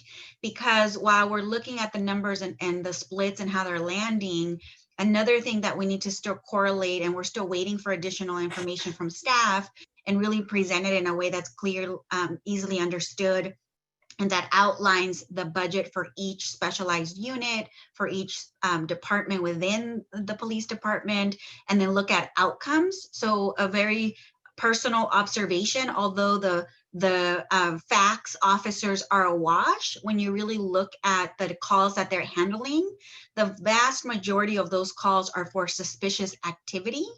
And so there may be recommendations that I think, depending on what the other subcommittees are discussing in the policies and tactics group or in the community development, that there may be an opportunity to make recommendations to reassign officers or reassign budgets, right? So right now we're just getting into the very top lines, but when we start to look at outcomes and really how officers are being utilized, that's when I think the commission will need to make recommendations about whether that's the appropriate use of our police officers and that's the appropriate use of the dollars that are currently allocated. So even though things are awash or things are in one bucket, it doesn't necessarily mean that the outcomes match yet, because we don't know. We're still waiting for that information.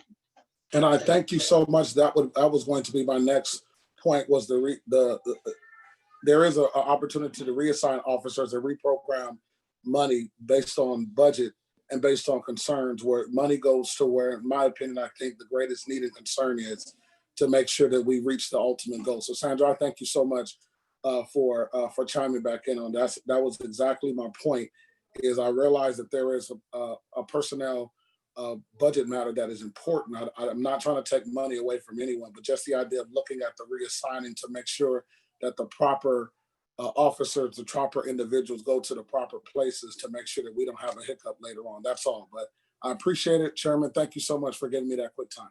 No problem. Next up, we have, I'm glad you got your question answered. Next up, we have Gloria Hernandez.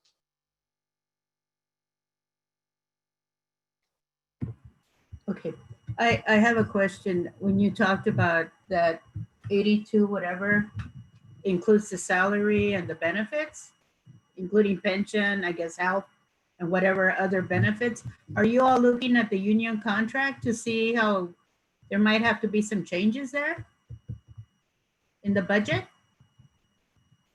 We have not gotten to that depth to explore salaries present or prospective with new hires, old hires, or what limitations there would be on the existing negotiated union contract. And then the second question would be, I guess, we know that the department gets all kinds of contracts, grants,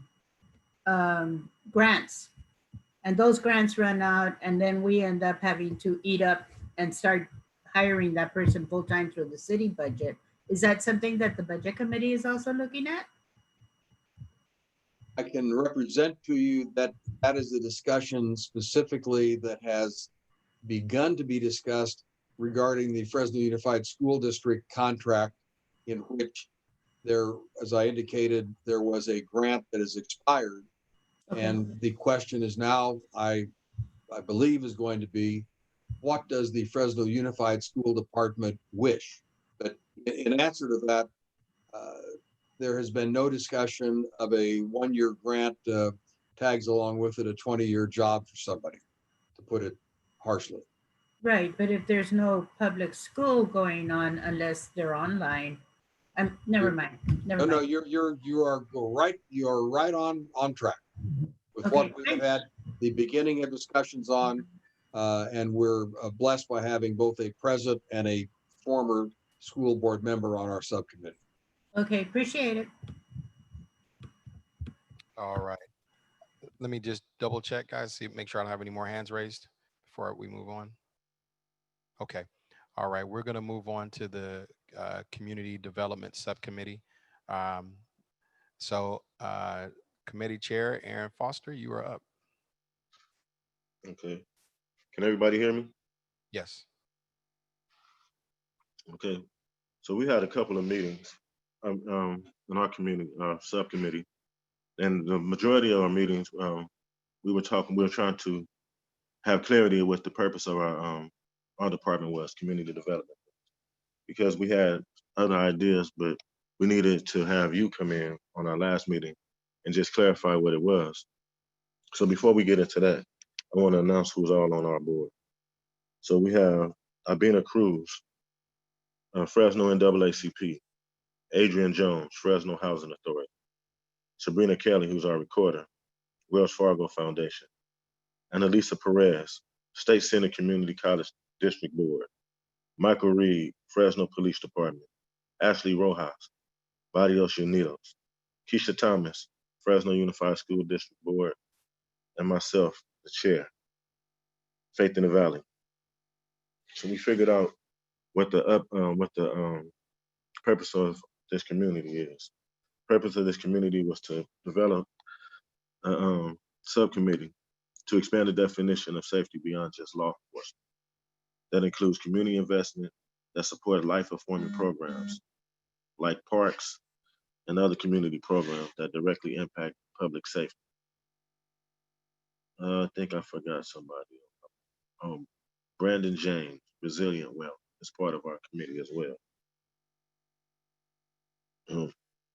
Those important investments have a direct consequence to our community safety, and some examples include advanced peace, neighborhood parks, and community centers, community-based orgs, and community development efforts that make the community safe and healthy.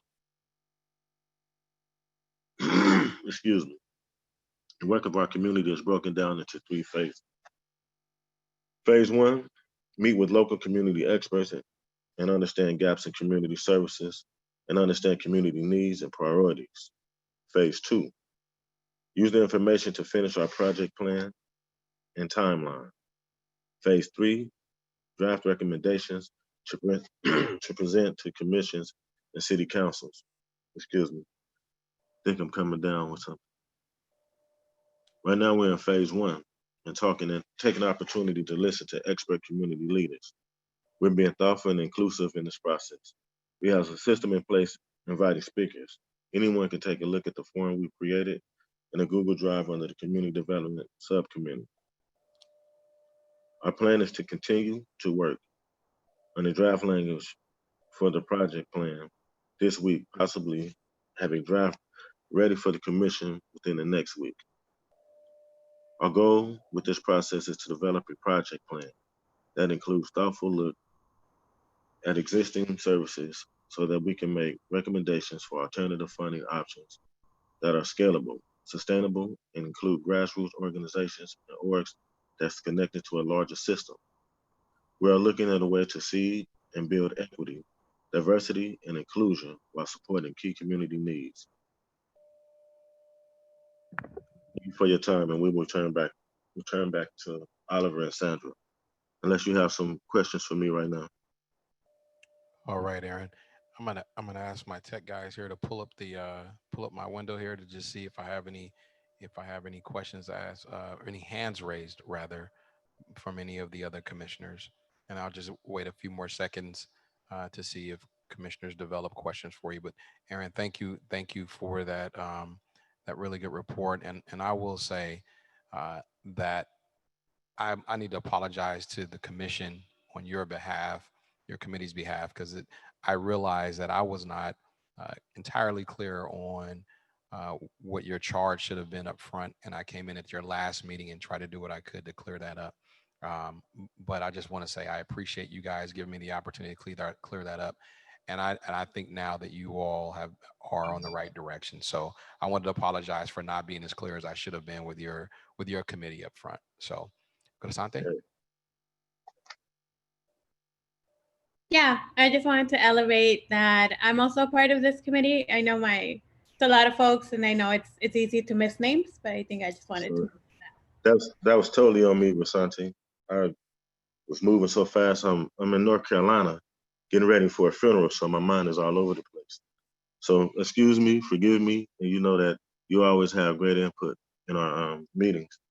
So I can never overlook you or forget you. It's just my mind is everywhere. Forgive me again. And I'm grateful to you, Oliver, for bringing clarity to what we were really doing, because it was a little confusion. We understand that we're not part of this defined movement or anything like that, that we are trying to come and find the best needs for our community and imagine ways that we can build if we have the opportunity to, like, build some after school programs and things. But we haven't had the think tank collectively to figure out what's the best place or the best practices yet. But I know that we're going to get on a fast track because we have an amazing team, and our whole objective is just to win. No, thanks, Aaron. And Ashley Rojas, another member of the commission. It's okay, never mind. You said no? Okay.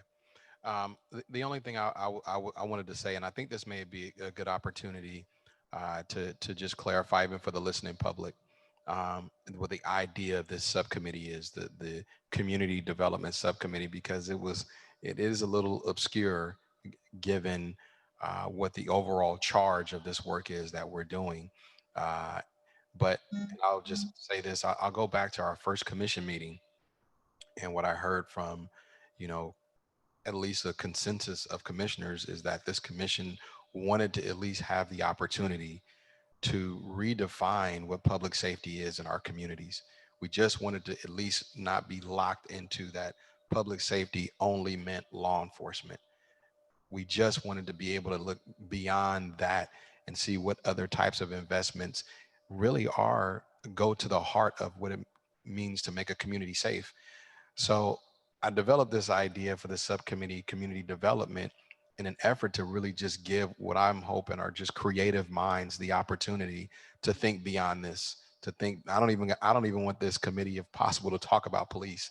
I really want them, if they can, to just think beyond what it is, what community safety really means, and what investments that we as a community should be making that aren't just surrounding law enforcement. So I wasn't clear enough with that. It's broad, but I felt like I didn't want to box the commissioners in too much. I really wanted to just see how creative you all could get, because I think there's an enormous amount of creativity around this topic out there.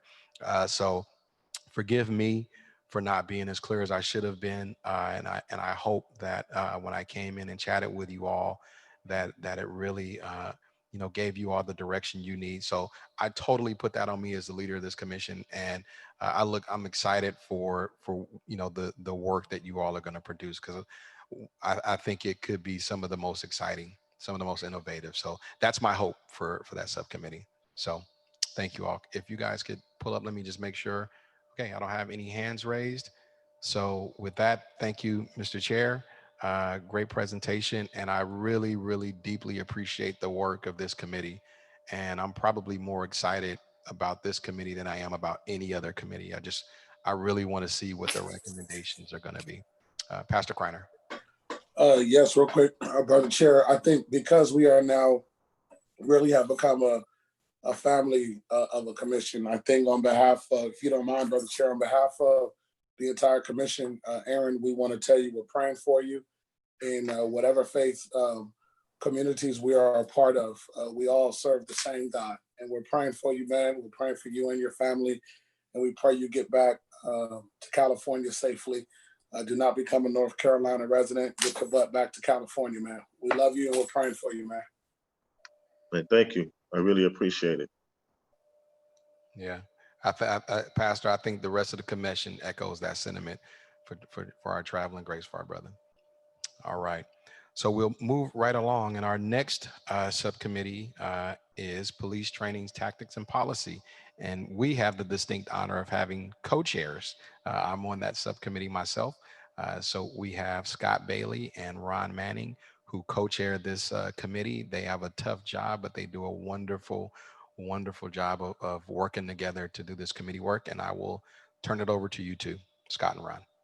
Thank you, Chair. I'll just start with an overview of the members of this committee, the Police Training, Tactics, Philosophy, Policy, and I think recruitment is in there someplace too. We've talked about that. Our members of this subcommittee include Angie Isaac. She's a retired Fresno police officer. Bob Mitchell is a well-respected community leader in West Fresno. Gloria Hernandez is a community advocate and a former patients' rights advocate. Dr. James Pitts, professor in criminology at Fresno State University, and Dr. Joseph Jones, the president of Fresno Pacific University. Marcel Woodruff is in our committee from Faith in the Valley, and Mariah Thompson. She is an attorney at the California Rural Legal Assistance Program. Oliver Baines, our commission chair, former Fresno police officer and former city councilman, is on our subcommittee. And Todd Frazier. Todd, if I don't want to get this wrong, but I think you said you have over 35 years of law enforcement experience here with the Fresno Police Department, and you are also the president of the Fresno Police Officers Association. And that leaves Ron Manning and myself. Ron Manning is a sergeant with the Fresno Police Department, and I think he's had 17 years of experience there. Correct me if I'm wrong. And myself, Scott Bailey, I am an attorney at the Fresno Public Defender's Office. I've been a public defender for more than 20 years. I do not represent the Public Defender's Office, but all of the views are just for this organization are my own. What we've been doing in this organization, and I'm going to talk a lot about the larger organization or commission in general, this whole commission was created, as you know, the commission members know, we're in the middle of June. We learn of this. And the second half of June is kind of spent creating bylaws and creating an organizational structure with a chair and co-chair for this commission overall. And then I think what Judge Bob Oliver said, we're now broken up and working in silos because we've divided up into these 4 different subcommittees. So we're working independently. On this committee, we have about 11 people. It's a better workable number. But even in our own organization, there's this organizational principle where as I think Aaron Foster said, how we're looking for clarity.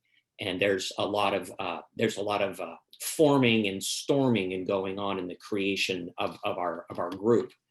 And as we are actively looking for best practices, not just in Fresno and in California, and not just in the United States, as we're looking for best practices in law enforcement worldwide, somebody else, I think that was you, Bob Oliver, as we're looking for best practices in law enforcement, it feels like we're drinking from a fire hose here.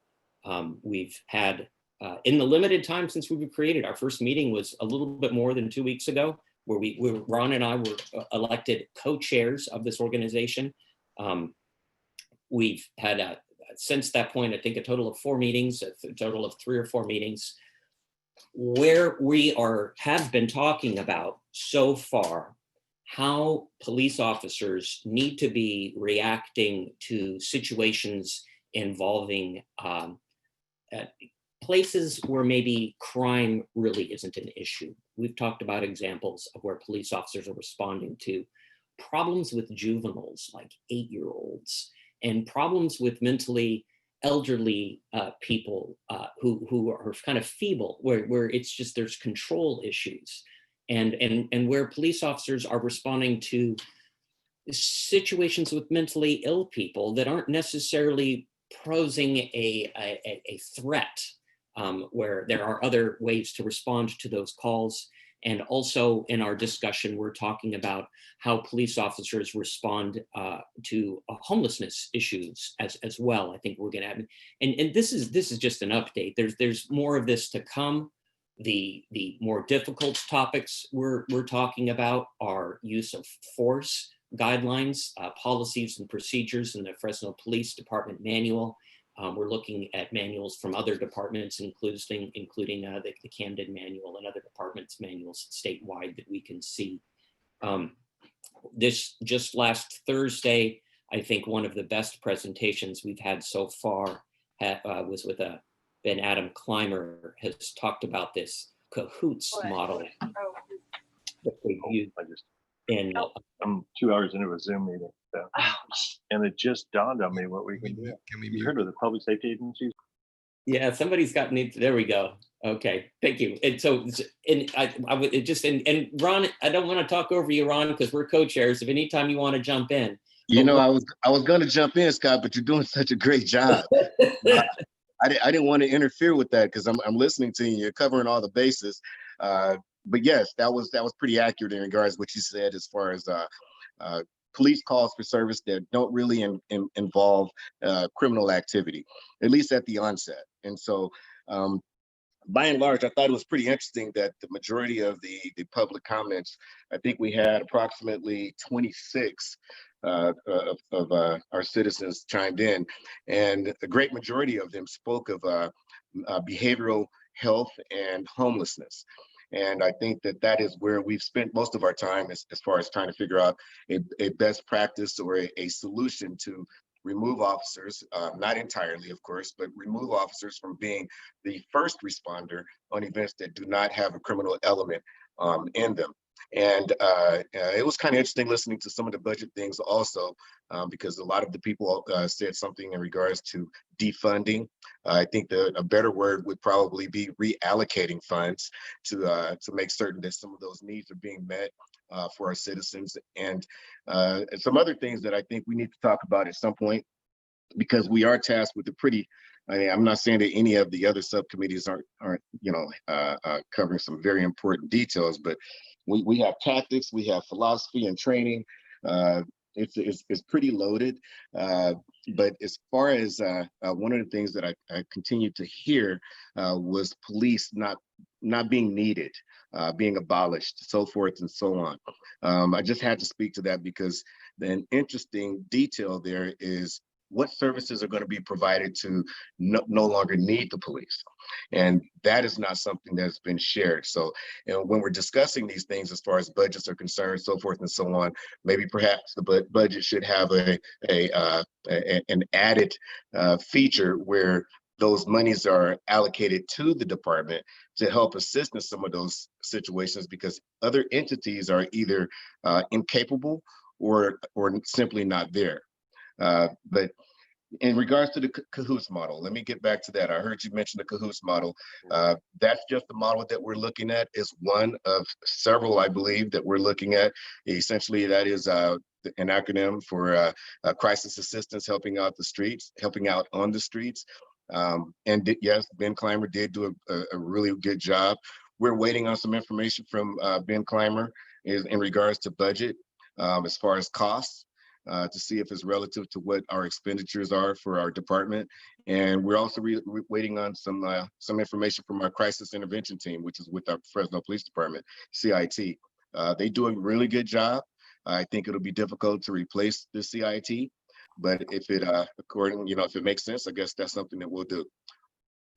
I wanted to mention, Ron, I forgot to mention at the outset, one of the things that this commission did, and this is really due to the efforts of Mariah Thompson and Gloria Hernandez, was that they drafted an information request from the city asking for specific information from the police department, data about the police department.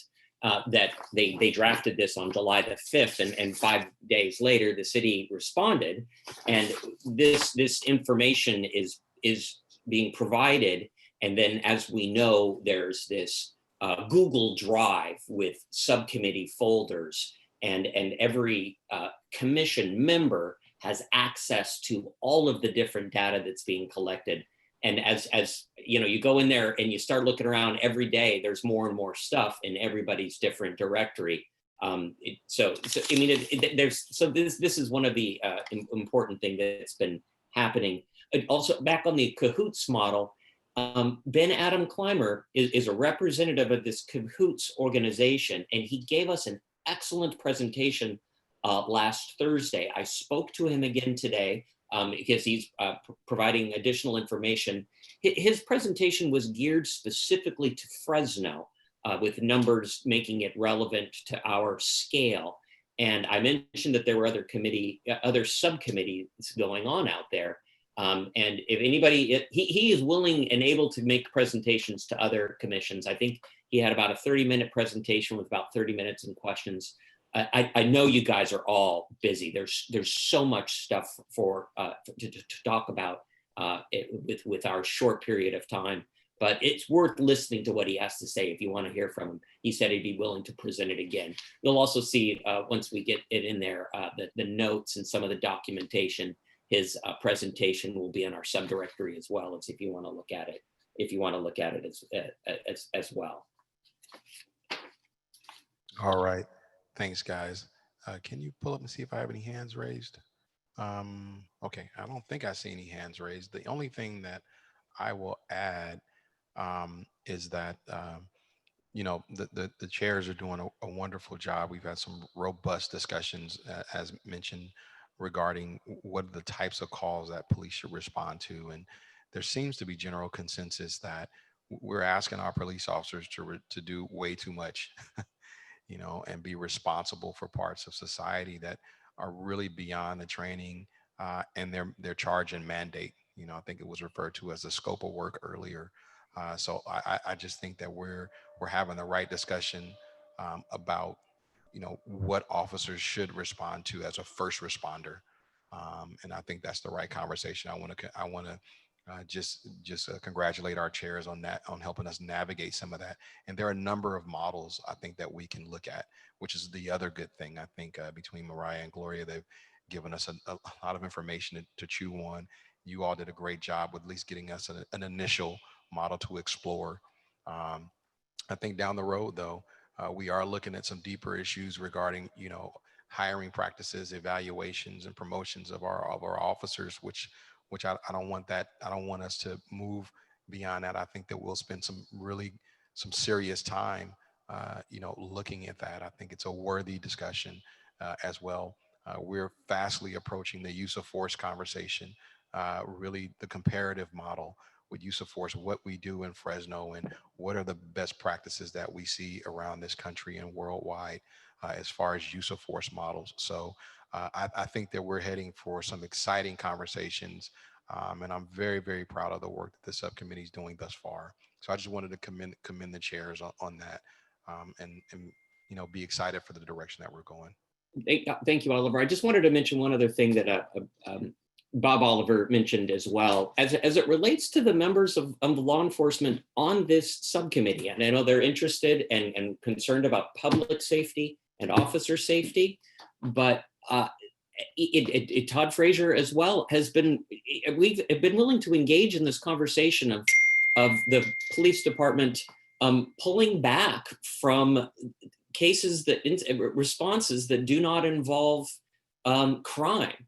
One of the things that Ron had talked about today is when you have law enforcement responding to a person who's suicidal, say not with a weapon, but claiming that they want to hurt themselves, you don't necessarily want to bring a person with a weapon into that situation. So we have all members of our organization are engaged, of this subcommittee are engaging on these issues. I just wanted to add that. Yeah, great putting an exclamation point on that. We have a couple hands raised. Gloria, who's also a member of our committee. You're up. Yeah, the only concern I have is we have so much to do and time is running. Yeah. So I hope the city council grants us an extension or allows us to continue after we submit some of the recommendations. Well, Gloria, I promise you I'm going to talk about the request for time extension a little bit later in the agenda, but I totally agree. Sabrina Kelly. Yes, I just want to say that I'm really proud to be on the commission, and just want to give a shout out to a lot of the women who are in the commission. I know you guys have primarily heard the voices of men, and it may seem like, well, it is, that in fact that all men are committee chairs, but please know, for those of you who are listening, either watching by YouTube, that you have some very powerful women that are participating in each of these subcommittees, and by no means do we mince words or not share our point of view, our lived experience, and our subject matter expertise. There is definitely the voice of women. I like to call it womanity, hashtag womanity at the table. And, many of us have had lived experience with Fresno PD or other police agencies, and we are bringing that lived experience and that subject matter expertise to the table. So please note that my phone has been blowing up, and I know others, emails and texts saying, where is the voice of the women? We are here, and if you want to go back and listen to the recordings on YouTube, you'll know that our point of view is being shared. Thank you, Oliver, and the rest. No, thank you, Sabrina. And let me echo that. The women of the commission call me all the time, so I know you're making your voices very, very prominent in this process. Ephraim Botello. Yeah, I just had a question about the conversations, the use of force, and my question is just, has there been conversations in that committee regarding the use of force when it comes to special units such as MAJIC? We've seen how dehumanizing they've acted towards youth in the past. We just had that video go viral across our nation. And being part of the community input subcommittee, I reached out to community members who have been directly impacted by this. And one of the major concerns that has came up is this repeatedly stories about their dehumanizing process when it comes to their houses being unlawfully raided, and how they were heavily criminalized in that process. And their biggest concern came with the fact that there's no accountability in terms that there were several instances when these raids happened. It was a mistake, and all they did, well, they messed up the house, first of all, and there was no accountability after that. So I'm just trying to uplift that, because I know it's been something that's come up repeatedly.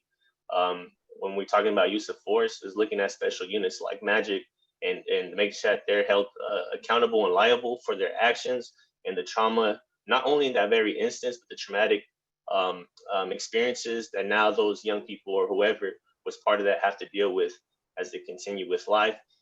So yeah, I just wanted to uplift that. Thank you. Efren, can I respond to that?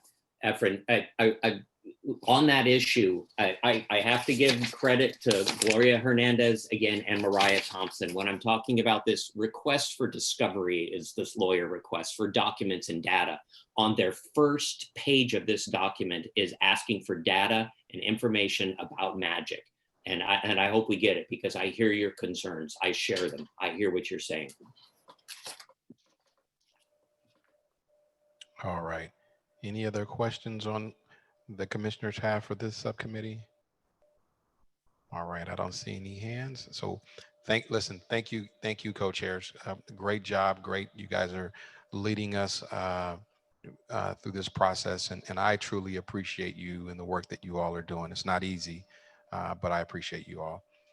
So next, last up, we have our subcommittee on community input, and that is led by one of, as Commissioner Kelly was just talking about, our dynamic women. I think DeAngelique may be the youngest woman on this commission, and she is the committee chair. So DeAngelique, the floor is yours. Hey, yes, I think I am the youngest one. I low-key, correct me if I'm wrong, but I think I might be the youngest person here, period.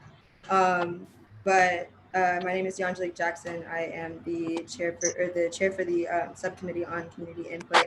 And I want to start my report off quickly before I introduce our committee members by just making a quick statement. I've heard a lot of people bringing up Camden, New Jersey as a model for us to follow. And that's not something that I would like for us as a commission to even think about, because what that city did was just move all of their police officers to the county and the state. So they did not have to take accountability for the way their officers and police departments were hurting and villainizing their citizens. So in no way, shape, or form, as the chair for the subcommittee on community input, will I sit by and allow us to engage in that conversation without bringing that fact up. I just don't think that that's okay. And then quickly, I think that this is also just really, really important, once again, before introducing our members, is just going back and stressing the importance of having this be accessible to all different types of people. Just this meeting and recording, we know that we're in COVID, so we have so many platforms we can use. And I think that when we're talking about translations, we should definitely be mirroring the steps that the city takes.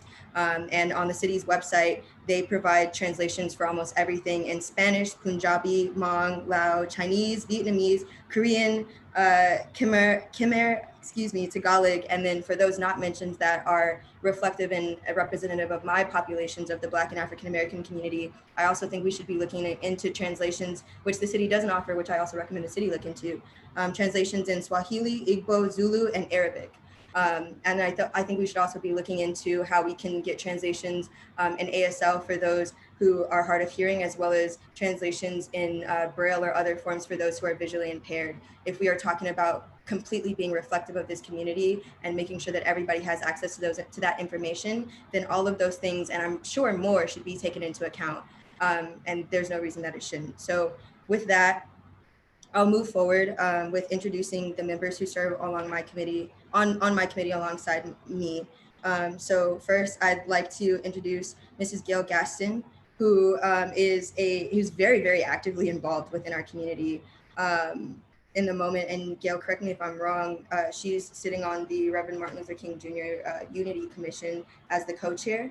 We also have Brian King, who is the executive director for Fresno EOC Street Saints. We have Mr. John Leo, who is the president and as well as a trustee for the State Center Community College District Board. So we also have Pastor B.T. Lewis, who is the pastor for Rising Star Missionary Church. We have Mr. Rod Wade, who works with Faith in the Valley and is also a very, very huge advocate for West Fresno. So we're very, very honored to have him here as well. We have, who serves with us, Efrain Botello, who is a community advocate that specializes, community organizer that specializes in working with the youth. So we also have Reverend Simon Biesel, who serves on the Presbyterian of San Joaquin Valley Clergy Caucus, as well as he is a reverend for the Woven Community Church. We have Mr. Randy Cooper, who is the, and correct me if this is wrong as well, Mr. Cooper, who is currently the Vice President of Operations at the Central California or CenCal Impact Ministry. He also is a currently retired police officer who served for over 20 years on the service. So, and then we have Pastor DJ Kreiner, who is the pastor for St. Rest Baptist Church. And then I don't think I mentioned what I'm a part of. I'm the president for the Fresno State NAACP, as well as a current Fresno State student majoring in psychology. So to my committee members, I'd like to pause and make sure that I acknowledge and correctly addressed each of you.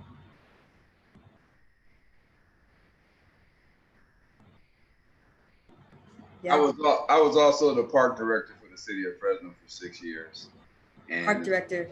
For the city of Fresno for 6 years. And I did 29.5 years with San Jose PD as a deputy chief. So.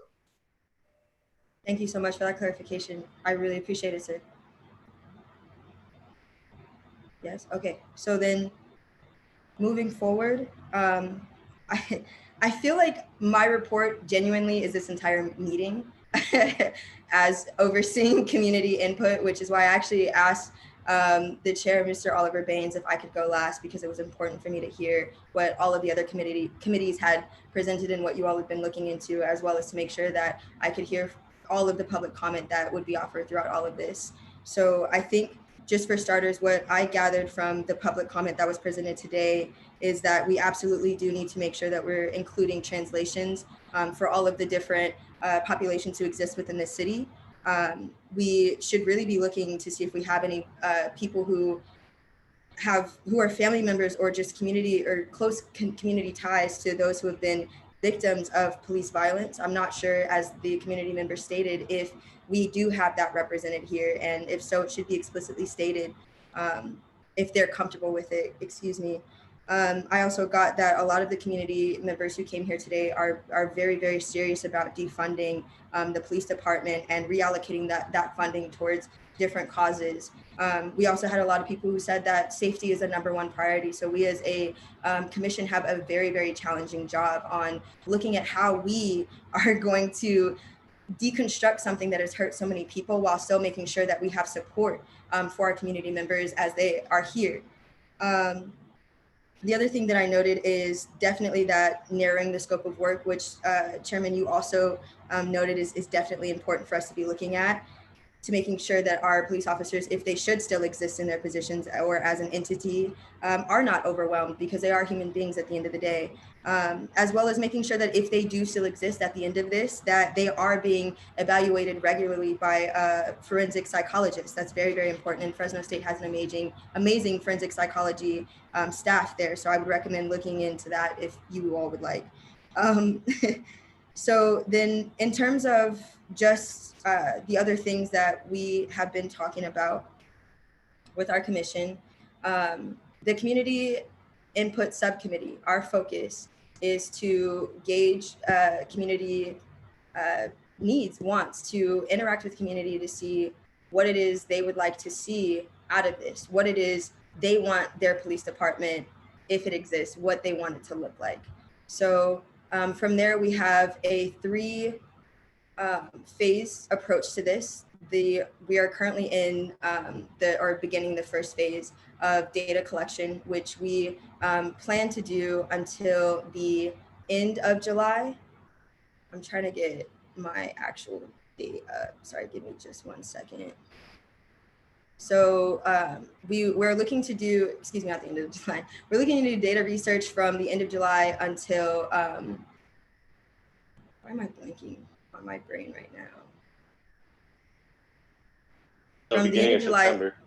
thank you so much. From the end of July until like around September 15th-ish, and then from that time until the end of September, my brain, I'm so sorry, I apologize. From July 30th until the end of August, beginning of September. And then from September until September like 15th or 20th, that's when we want to go into actually presenting our recommendations to the commissioner. And one of the things that we'd also like to incorporate, which I've already presented this ask to our chairs, is bringing in the Fresno State Sociology Department to help us with our data collection and research. We are currently asking that the commission provide $5,000 in order for us to bring on paid Fresno State sociology professors to help us with our data collection, as well as looking at the data that has already been collected by the various other commissions and boards that have existed for this exact same purpose. They will be helping us with all of that. So that would be amazing. They'll also be bringing on student interns to assist us with that as well. We have had to date three meetings to discuss our committee and our goals, our just objectives. So our main goal is to receive those responses from the committee, our community, and we're trying to get close to 10% of the population if possible. And just to let you all know what that number is, it's about 60,000 people. That was something that our committee, we talked about in length, and realizing that with this 90-day time period, it's not realistic for us to do. But if you want a genuine, realistic representation of what it is your community members want, then that needs to be an ideal number that we should all be reaching for, namely, within our committee. So I would really like for the commission to take that into account, that this one, essentially this 1 to 2 months that you're asking us to reach out to the community and get their responses, especially if we don't have access due to COVID-19 to those who are living in rural areas, is nearly an impossible job. It's almost impossible, to be honest. It's like almost ideal timing for a commission like this to be formed when we have the hardest time getting access to our community members. So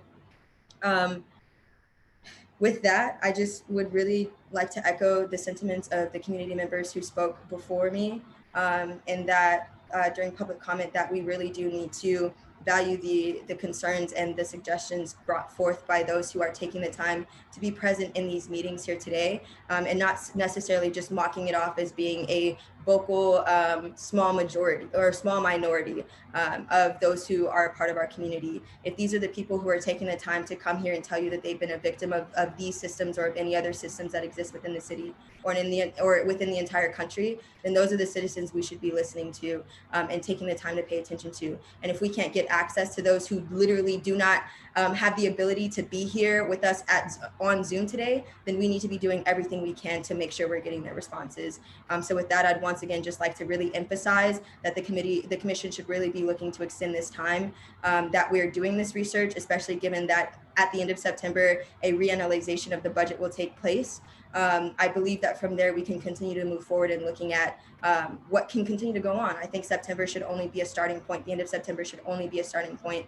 And I just really would like to continuously stress that it's only a starting point. And I am, to the community members who came up and spoke, I see you, I am here, I am literally here to serve you, and I will do everything in my power to make sure that your responses, your needs, and your wants are heard. You can always feel free to reach out to me, feel free to reach out to our commission. You can reach me personally at daungille8@mail.fresnostate.edu. You can also email the Fresno State NAACP if that was too long, because I know my name is at naacp@mail.fresnostate.edu. We all want to hear your concerns and make sure that we are paying attention to you and that your voices are heard. So please, if you cannot, if you know somebody who cannot email us, please, we're asking that you go out, get their responses, and email us, and reach out to any of the committee members that I mentioned, because we are all here, and we all want to make sure that every single portion of the city is heard. Every single one of the different districts are represented. That is also a goal of ours, to make sure that we're equally hitting each of the 7 districts, and that we're not just focusing on majority bodies, if that makes sense. So with that, I yield my time, and I just thank you all so much for allowing me in this space and allowing me to just be a colleague to all of you. So thank you. All right. Scott, are you raising your hand? Yeah, I couldn't find the button, so I just did it the old-fashioned way here. No problem.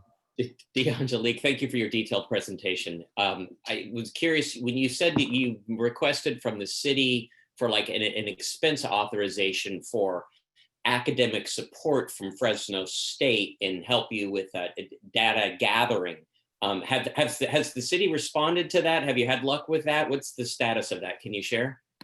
So we have not gotten a response yet. I literally just got that finalized number from the sociology department, as well as the two professors were looking to work with us, which are namely Dr. Matthew Jendian and Dr. Paul Kubar.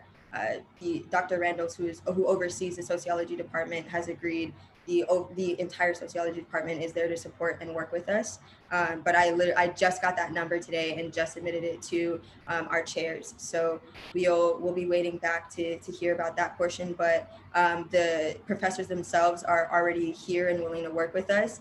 It's really just about being able to identify who a lead advisor is. And it seems the department is really putting Dr. Kubar on a pedestal for this one, because he has done a lot of research and for years done a lot of research on police brutality, on just police involvement within the community. So he actually sent us a letter, and I got it today. Ephraim got it as well too, because I saw he uploaded it to our drive. He sent us a 2-page letter about what it is we should be looking into based off of his research from community input. And the first one and most important one he states is qualified immunity, which I absolutely agree with.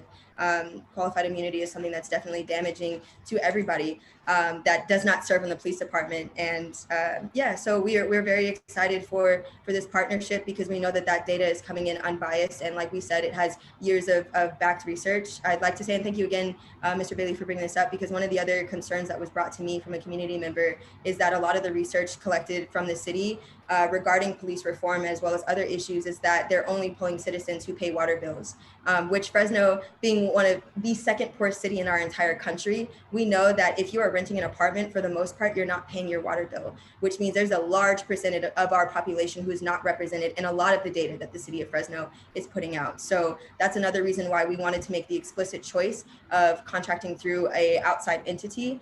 No disrespect to the city of Fresno, because we appreciate you guys for setting up this space, but that was something we wanted to make sure that we could tackle too. So I hope that answers your question. Thank you. I look forward to hearing more from your subcommittee. Thank you. Greg Garner. Thank you. It took me a moment to unmute. DeAngelique, great information. I agree with you. I think we should do all we can to reach out to 60,000 or more people for input, although I don't know how we can do it. But you did say something in that regard that I wanted to make sure I heard you correctly. You mentioned reaching out to rural areas. Is your research beyond the 7 council districts within the city of Fresno, or is it limited to those folks who live within the city of Fresno? Yeah, I mean, it's within the city of Fresno, absolutely. Okay, are you saying that those... You mentioned the word rural, and in my mind, when I think rural, I think out in the county and, you know, and other outlying cities around the city. I was just curious if that's what you meant, or if you just meant within the city of Fresno. Thank you so much for that clarification. Allow me to rephrase. We want to make sure that all of this data, all of this information, all of the questions that we're asking is accessible to the large portion of Fresno residents who do not have access to broadband internet and literally cannot be here for these meetings. So that's I guess, a more representative statement of what I meant. Thank you. I appreciate it. And as like Scott mentioned, I look forward to getting more information from your subcommittee. All right, we have Gloria Hernandez. Oh, Randy, I'll get you right after Gloria, Randy. Yeah, I think the rural population has to be included, because I used to be from Parlier and I come party in Fresno. And I also came to Fresno State and I go home every day. So I think, you know, as the letter indicates, because I read the letter too, as the letter indicates, people from the outside, like Huron and different places, come to Fresno and their cars got towed and they have complaints with interactions with the police. So when we look at everything, you know, we may think that we're in an island, the city of Fresno, but we're not. We're not. In fact, we have county islands in the city of Fresno. We got to take them into consideration. I've had young people tell me that they get stopped 3 times on a week riding the bicycle from Calahuat to Fresno State, profiled. And to that, I'm sorry, quickly, to Gloria, I'd like to just say thank you for making that statement. And it's like, the more you think about it, Fresno is like actually classically and legally defined as being rural, urban, and suburban. And you're absolutely right, to those who are coming in and interacting with our police department. I've gotten a speeding ticket in a totally different county, and I had to go there to interact with their police department to pay that and deal with it. So it's like, that's something that we should also be taking into account, is how our police department is dealing with absolutely everybody who they come in contact with. So I thank you for that. We want to make sure we're being inclusive, and we're including all who have to deal with those we call our soldiers to serve and protect us. So let me just caution the discussion right now. We are not charged, nor does the city council have any purview whatsoever to do anything in any other city other than the city of Fresno. And I want to acknowledge the sentiment, and I hear that, but I do not want the city council to think that we're asking for more time to do this work so that we can survey areas outside of the city of Fresno. So that's not what I'm saying. I'm saying people come to Fresno and they get told. I hear you. I just want to make sure we frame the conversation correctly, because we don't have any purview to move into the county islands, nor does the city council have any authority in those areas. And I don't want them to think that we're going to use the time that we are so graciously asking for to be in the county. So No, I'm not saying that.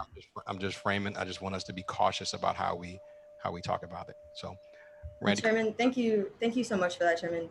Thank you so much for that. And I just want to reiterate, like I said, our focus is to try to get close to that, if not absolutely that 60,000 people who are representative of 10% of our city's population. So I do want to end with your comment with saying that, so we do know that our values align and that our focus is absolutely on the residents of the city of Fresno.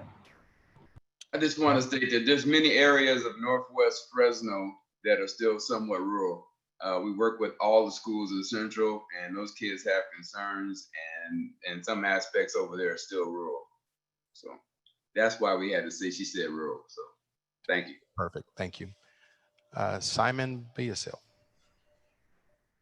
Just to clarify, Chairman, do you mean that if somebody lives in a county island in Fresno that we should not be surveying them?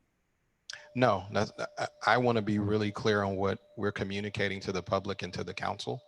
And they don't have any purview to make recommendations of things that happen in the county. As you know, that those are the sheriff's department. So I wanted to make sure that we are framing the conversation inside the city of Fresno limits. And we should be focused, our time should be focused there. But if somebody lived in the county island, like somebody lived in Fig Garden Village, they're interacting regularly with Fresno police. I don't want to split hairs that way. I was really meaning the when we had a conversation about the rural area, I wanted to make sure, somebody mentioned Parlier and what have you. I want to make sure that our goal wasn't to do that work, because that potentially could undermine the discussion we're having with the council for a time extension. That's not why they're going to give us more time, is so that we can go further outside the city boundaries. So I just want us to be careful at how we communicate that. Oliver. Greg? Oh, who's that? Or is that Gail? Yes, Yeah, Oliver. Yeah. I want to thank you for helping to facilitate this meeting. I also want to acknowledge that with our subcommittee, we did discuss that we will be doing a survey through the city council and through the different districts, the 7 city council districts, so that there's a balance and it's a well-represented poll, and that the data that we do receive reflects the whole city of Fresno. Great, thank you. Greg, did you take it down, or did you have some comment?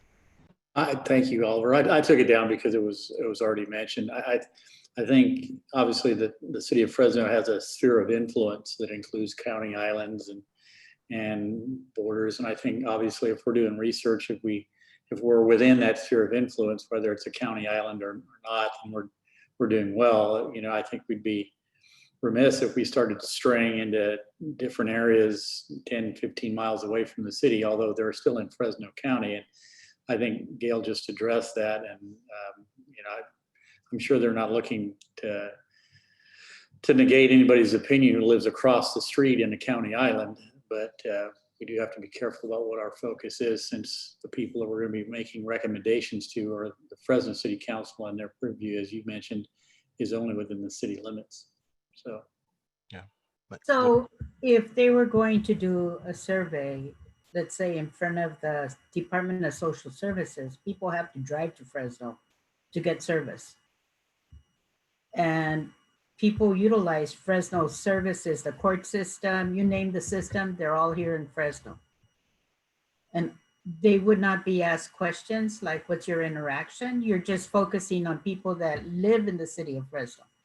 You don't want nobody that's passing through or gets stopped or has a problem with the police. I wouldn't say that, Gloria. What I would say is that, you know, as they develop survey tools, that those survey tools should really be focused on the city of Fresno residents. If by chance you are at the Department of Social Services and you're surveying folks there and you have people that live out of the city, I don't think that's a problem. Okay. But I don't want the council to think that we're going to be having people going out to, you know, Parlier or Selma trying to, you know, gather information and include it in this work. So I think we have it cleared up though. But yeah, I think we all understand. Well, I think, you know, all of us are volunteers, except for some of you all, but all of us are volunteers. And, you know, I want to help them do their survey when they need help. And so I don't want to be stopped from being at the corner of whatever. I think whatever survey tool that they come up with is, I hope you do help them. Except my concern is, you know, your old survey way was sending it through the water bills, and I pay a water bill because I'm a homeowner, but a lot of tenants do not. And so I want to make sure whatever, you know, is going to be implemented, that, you know, if you need help in outreach, let me know. I'm an old school girl. I think they'll take you up on that. Sandra, did you have your hand raised? Yes, thank you. I was just going to mention that I think we got to a point of clarification that our city limits currently include unincorporated, which are considered rural and urban areas like Mayfair, Kawa, Pinedale, and other areas that are within city limits technically. And I think that's what we're trying to get to, make sure that we include folks from that area. And another thing that I want to mention that I'm really interested in is also knowing what relationship the Fresno Police Department has with countywide teams and where their time is spent, because although we say that they're focused on the city, right, I think to Gloria's point, coming from Kawa, I know for many years they were pulling people over in Kawa and taking their cars away in the unincorporated area. But then when we called for service, they would say, oh, you're out of the city limits, call the sheriff. So I think that if we're going to have this balanced approach at just including the city limits, we should also get data about where our police officers are spending their time and what are they doing. If I may ask a clarifying question, Chairman, do we have the jurisdiction? And if not, can we request the jurisdiction to reach out to those who currently live in the unincorporated areas? Because it seems from those on both sides of the argument that it's clearly understood that those in the unincorporated areas are still interacting with our police department. You know, it's something that you all should discuss in your subcommittee. I don't want to constrain you.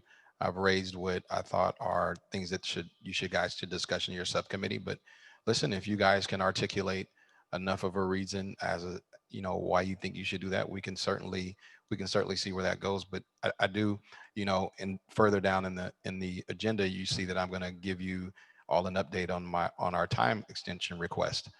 I can tell you that it's a very sensitive topic, and while the city council and the executive committee have not said no, they haven't said yes. And I want to make sure that they don't think that we're using our time to do things that are, you know, beyond their scope. So I want us to be cautious about how we have that conversation, because I think they want to work with us. I think they want to figure out a way to allow us some more time potentially, but they want to know that the time that we're using right now is in its appropriate places. So that's why I think, Madam Chair, if you talk about that with your subcommittee, I just want you guys to consider the whole thing. And listen, if you come up with that, let's talk about it. But first, I think you guys should discuss it as a subcommittee. Thank you so much for that clarification. I really appreciate it. And I think the last thing that I'll say, and this is completely an error on my part, and I sincerely apologize to this affected group. I did not mention that we also wanted to spend a portion of our time, if not a significant amount of our time, interacting with our homeless population and seeing really what their interactions are as well, given as how they recently had an entire task force disbanded that was meant to police them. So that is one way that I'll be looking to your guidance, sir, and trying to figure out how we can appropriately get in contact with those community members, given as how they don't have addresses within our city limits. That's absolutely so a population who we should be polling. So I want to make sure I'm going about that the right way. So just fair warning, future conversation. No problem. All right. That was another great presentation by one of our subcommittee chairs. I don't see any other hands raised, I don't think, but I wanted to just, okay, Ashley Rojas. I just wanted to also just note that the Q&A section is continually growing, as in there are more questions being added throughout the meeting, and wondering what's the process to have those questions answered, and or are they going to be made public, and can they be answered retroactively? Just wanting to be sure that we're meeting the needs of our community members. Yeah, we're not going to be answering all the Q&A questions during the meeting. We gave a time for public comment, but I am going to review those questions and see which ones are appropriate to answer. But we're not going to be taking meeting time to answer questions in the middle of our agenda. So if folks want to make a public statement, we give that time.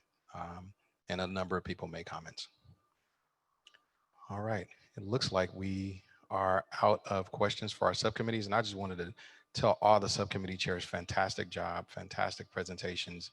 It's hard work. I know all of you are a little scatterbrained. I know all the commissioners are a little scatterbrained because of the pace that this has to go, but I really, really, truly appreciate the work that you all are doing and the time that you're putting in. I can definitely tell that you all are having really robust discussions and something's coming out of this. So I appreciate your time. I appreciate your effort. And I really look forward to where this is going to end up. With that, I'm going to turn it over to my illustrious co-chair, vice chair. I don't know. She's probably more like a co-chair than a vice chair, but I'm going to turn it over to Sandra Celadon so we can talk a little bit about the committee chair meetings that we want to institute. Sandra, the floor is yours. Thank you. And thank you everyone for those wonderful reports. I definitely hear all of the work that's happening in all of the subcommittees. And if you all recall, last time that we met as a commission, we had agreed to go on a model of 2-to-1, meaning each subcommittee would meet two times in a row, at least weekly, and then we would reconvene the entire commission in order to provide report outs and to stay connected and facilitate the work that's happening in each of the subcommittees in a way that's not disjointed. Because although we each have very specific tasks or areas of focus in our subcommittees, we, as a commission, we will have to present recommendations that are agreed to and by the commission to our city council for hopefully full implementation. And so one of the things that we've heard across committees and from different commissioners is the need for constant contact within the subcommittees, right? We heard that earlier from folks, in the police budget committee that are saying, we need to also understand where the community development committee is going, where the police trainings and tactics committee is going. We need to hear what the community input committee is hearing from community members as to areas that we should be prioritizing. And so what we recognize also is that because we all can't meet, we all need to have at least initial draft recommendations rather quickly. We wanted to, Oliver and I, the chair and I, spoke about bringing the idea back and implementing the idea of having the chairs from each of the subcommittees actually meet on a weekly basis as well. And that will allow for that, that interconnectivity that we need to have, right? The carrying back of messages to the relevant subcommittees and making sure that we're all in alignment as we're working our way through various and different paths around the same topic, and arrive at concise and connected recommendations. And so what we would like to implement, and what we are going to implement, are weekly chair meetings with each of the chairs from the subcommittees, with the chair of the commission, Oliver Baines, and myself, the vice chair, Sandra Celedon. And so the other thing that we'd like to change is that, because we are in a very fast timeline and we recognize that the bulk of the work is happening in the subcommittees, that we're going to go to a 3-to-1 model, meaning each subcommittee will meet 3 times in a row, and then we'll reconvene the entire commission in order to provide this level of report out. But at the same time, as we mentioned, we'll be meeting weekly with each of the chairs to keep everyone joined in a way that as connected as we possibly can, given the charge of each of the subcommittees and the size of our commission. And so that is what we would like to implement. The other thing is that we really would like to emphasize that while each subcommittee is required to meet at least once weekly, nothing prevents you from meeting more often if you need to or choose to, in order to meet the deadlines and get together and have further discussions. So again, we recognize that we're all in a very fast timeline, and we're really working to figure out and try on different things. And so we feel like having the chairs meet on a weekly basis will provide for that greater connectivity that we're all looking for across subcommittees. So with that, I'll pause for questions. And if you guys raise your hand, I can see your hand raised. All right, Sandra, you did so good. Oh, Scott, you have your hand? Yep, go ahead, Scott. Yeah, I always have a question. Sandra, I'm not against the idea. So subcommittee chairs meeting all together to kind of push things along. My only question is, when would it be scheduled, or how would it be scheduled, so we can try to get us all together at the same place and the same time? That is a great question. We are looking at Thursdays at 5 o'clock. And we will meet over Zoom, so that way it is accessible to all of the commissioners, and we want to make sure that we will record the subcommittee chair meetings and also post those similar to the subcommittee meetings that are being posted now. And so we will follow that same process. The other thing that I think we are all quickly evolving, right, and learning about this process and trying to make it as transparent as possible. And so we are working to make sure all of the recordings and meetings are posted in a way that are accessible to everyone, so that if you are up at 1 o'clock in the morning and you want to take a look at what the chairs were discussing, you will have that opportunity, and you will see the full discussion, not just the report out of the chair. So we were initially thinking, Oliver, Thursdays at 5 o'clock. And part of that is because, as you all know, our current process to get things on the agenda for the commission-wide meetings, we need everything in on Wednesday, and then Oliver and I finalize the agenda on Thursdays, and then the agendas will be posted on the city's website on Fridays. So we wanted to make sure that we provided that space for the chairs to make sure that our agenda reflects those discussions as well, or any items that we need to bring back to the entire commission. That sounds excellent. I would suggest that if there are any committee members, subcommittee chairs who have a conflict with that time frame, let's chat about it now. Otherwise, just plan on meeting this Thursday at 5. Yes, that's what I would suggest. Speak now or forever hold your peace. And if not, please hold Thursday at 5 p.m. and we will send you a link shortly. Well, never say hold your peace forever, but this Thursday and following Thursdays until otherwise advised. Correct. Can you repeat the time? 5 p.m. Okay, perfect. Ashley Rojas. Are we going to put a window of time to hold these meetings? Because they're getting a little extended. Well, hold on one second, Ron. Yes and no, but Ashley Rojas, did you have a question about Sandra's presentation? Yeah, I was just wondering if a subcommittee chair is unable to meet make the meeting, is another member of the subcommittee allowed to attend the meeting on their behalf, or is this just like subcommittee chair or nothing? I don't have a problem if they designate. I don't, Sandra, I mean, if you had a designee, that's fine. Sandra, did you have any objections to that? No, I think that's actually appropriate. I mean, the entire goal of these Thursday meetings is to make sure that there is a connection and alignment between the subcommittees. So if the chair is not available, then definitely the chair can provide an alternate. Yeah, thank you for bringing that up, Ashley. All right. Okay, thank you, Sandra. I appreciate it. You were quick, concise, and to the point. Much appreciated. And Ron, just really quick. Ashley, did you have another question?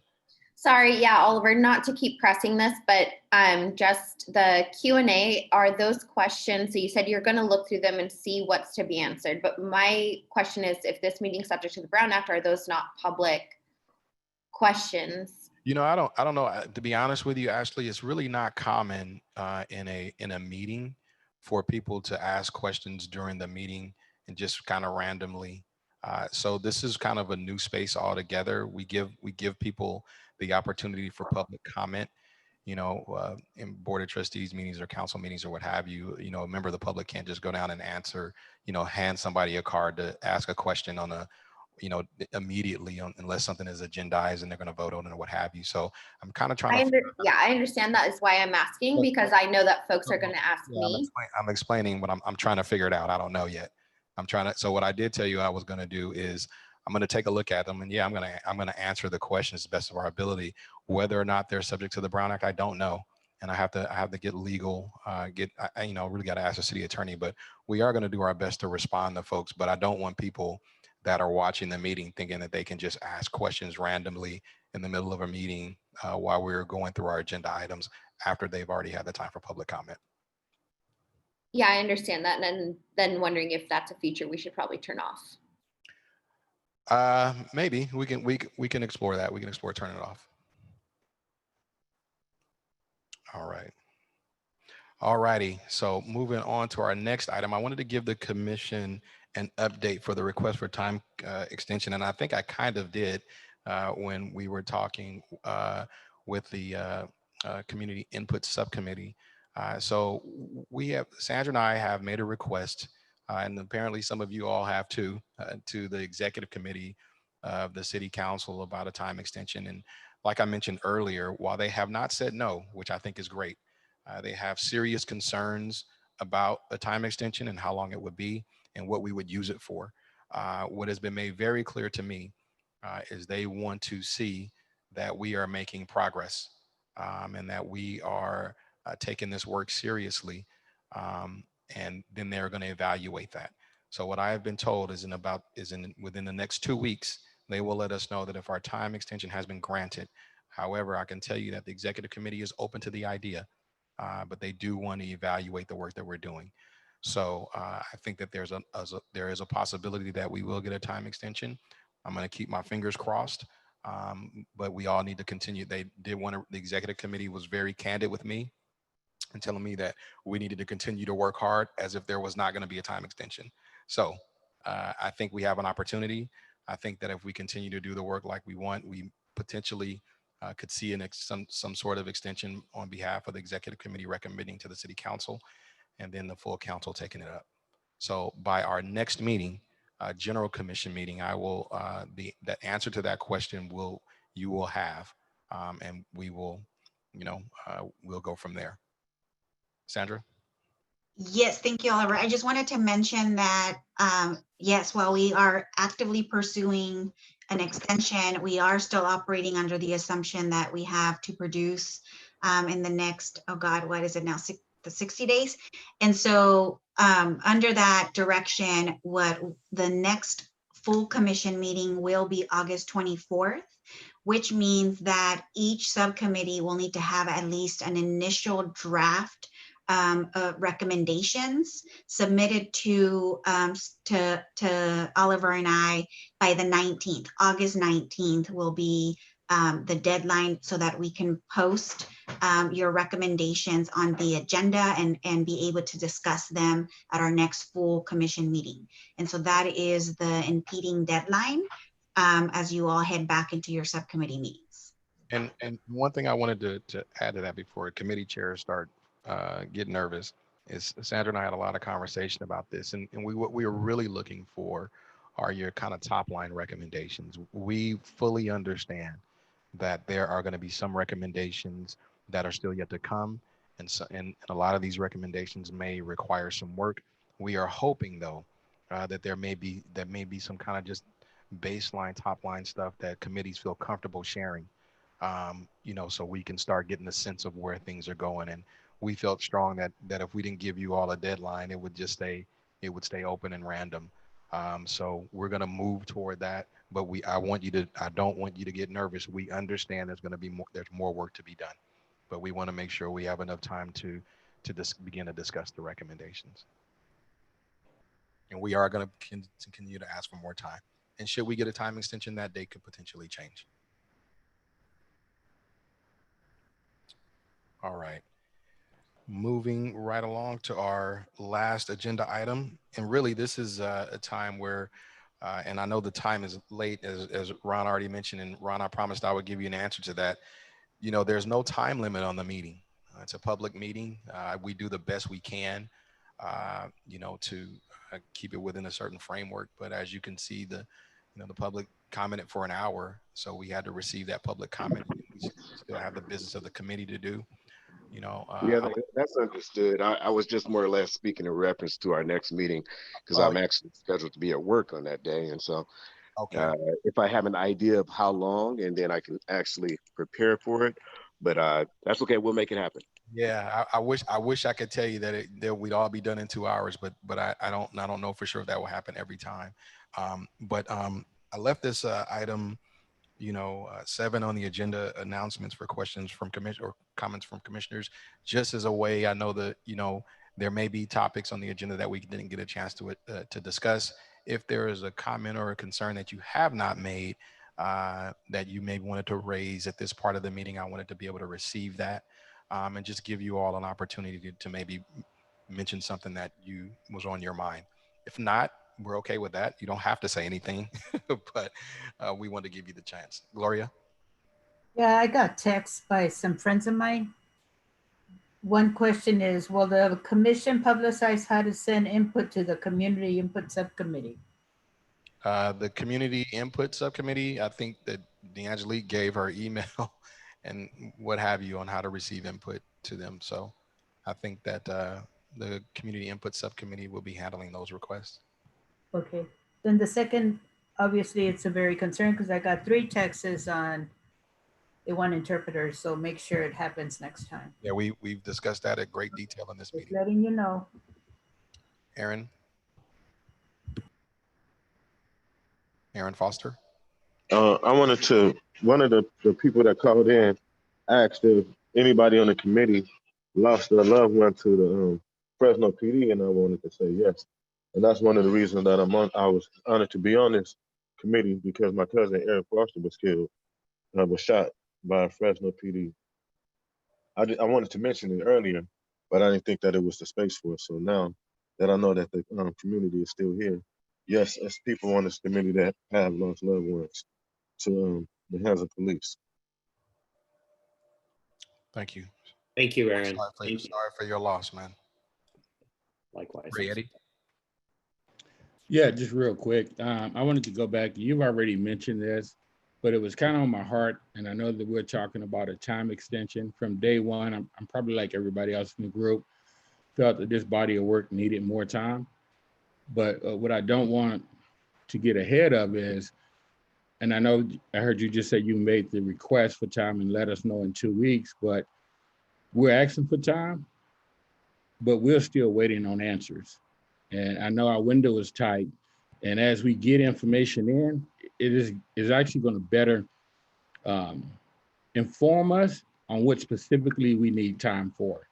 Because listening to the whole body of work tonight, from the comments, the public comments, there's a general theme running on that as we address and move forward, it will advise us specifically what we need time on. And it's going to clash in with the city's budget. They've moved it back. And if we have specific things we need time for, I just feel that's a better use of our time. If we can say, well, it took us 3 weeks to get information, but we're now looking at something that could affect the budget. And as mentioned earlier, we're about 11 million in the hole in the general fund. And maybe some of the changes or recommendations from this group could aid and assist in that process alone. Just my thoughts for the evening. All right. DeAngelique.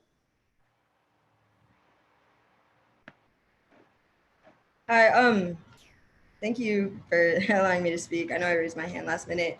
I just wanted to really quickly just pull up as a, just once again to reiterate that we should really be looking into, and once again, Chairman, I know that this is a request you would ultimately have to make to our city council, but I'm gonna say it again anyways. We should really be pushing for a website to be created. That would especially help out with the community input subcommittee, especially if we could put like a tab up on the website to allow people to submit their responses that way. I think that would really help us. And that was a comment that I forgot to make earlier. So I just wanted to submit that for official record, that would be, if not one of the main reasons, a primary reason that we should be looking to create a specific website for our commission on the city's website, or a specific tab on the city's website, website, however you say it. Yeah, and I'm sorry if I didn't mention that earlier. That is precisely what we're doing, and it's going to be under the city clerk's page. So you're spot on. We're working out the details of that. I know Doug mentioned Sloan and his team are working with the city clerk's office to do that. We talked about it last week, so that is actually in the process of occurring. Okay, thank you. And Chairman, if I may request, could you keep me up to date with the process of that? And if there are any following meetings after this where that's to be discussed, could I please be included? Yeah, as soon as I get an update, I'll let you guys know. All right. Sounds good. Thank you so much. Gloria?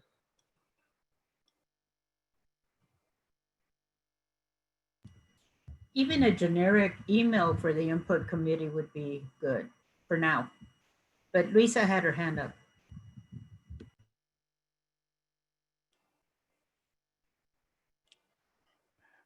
You said a generic, you said, I'm sorry, what did you say? A generic input, a generic email? Yeah,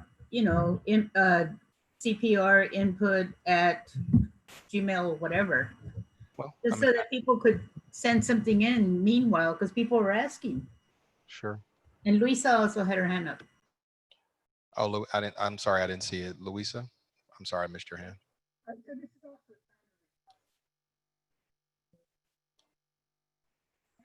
Luisa, did you still have a comment? Yes. Can you hear me? If you're talking, I can't hear you. You're muted, Luisa. You're muted. I'm muted and muted. Can you hear me now? Yes. Okay. So, is somebody else controlling it? So, this is also an opportunity to talk about what we want to see on a future agenda and or in the interim. So there's been some reference to $100,000 that's been budgeted for the commission to do their work. I'm curious as to, I would like to see a breakdown of what has been spent, what is being obligated, and for what specific purpose. So if we could have something like that either come back to us at the commission in 3 weeks or be sent to us as a memo outlining the $100,000, that would be grand. Okay. Ashley? So somebody did, or Gavin answered one of the questions in the Q&A, and it was somebody asking about how do the public give input, and Gavin shared the Fresno CPR@gmail.com email address.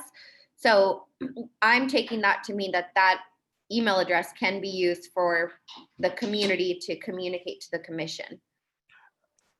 Well, I actually think that the community input subcommittee should probably have a very specific email address. I think that I got the sense that was what Gloria was asking, is for that committee to be able to receive input directly from the community.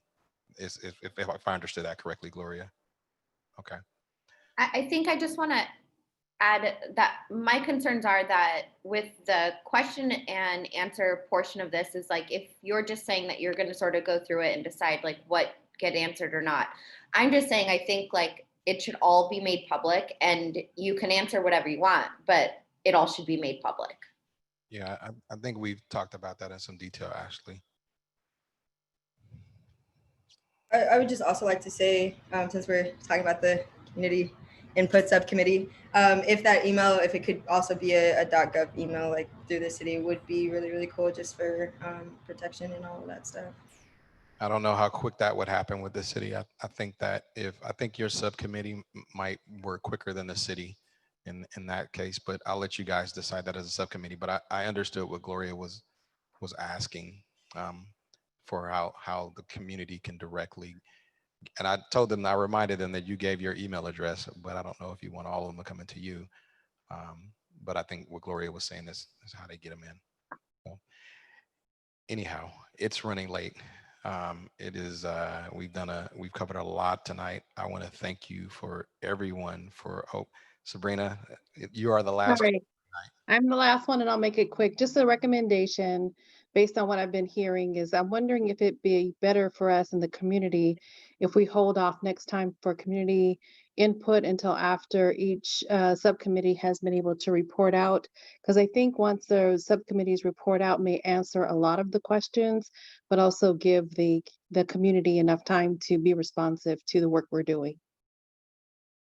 Okay, we'll take that into consideration. Thank you all for your time and patience and willingness to engage listen, I appreciate this commission. I appreciate all the work that you all are doing, and we will see you August 24th. Meeting's adjourned. Thank you all. Thank you all. Thank you. Thank you. Thank you, Oliver.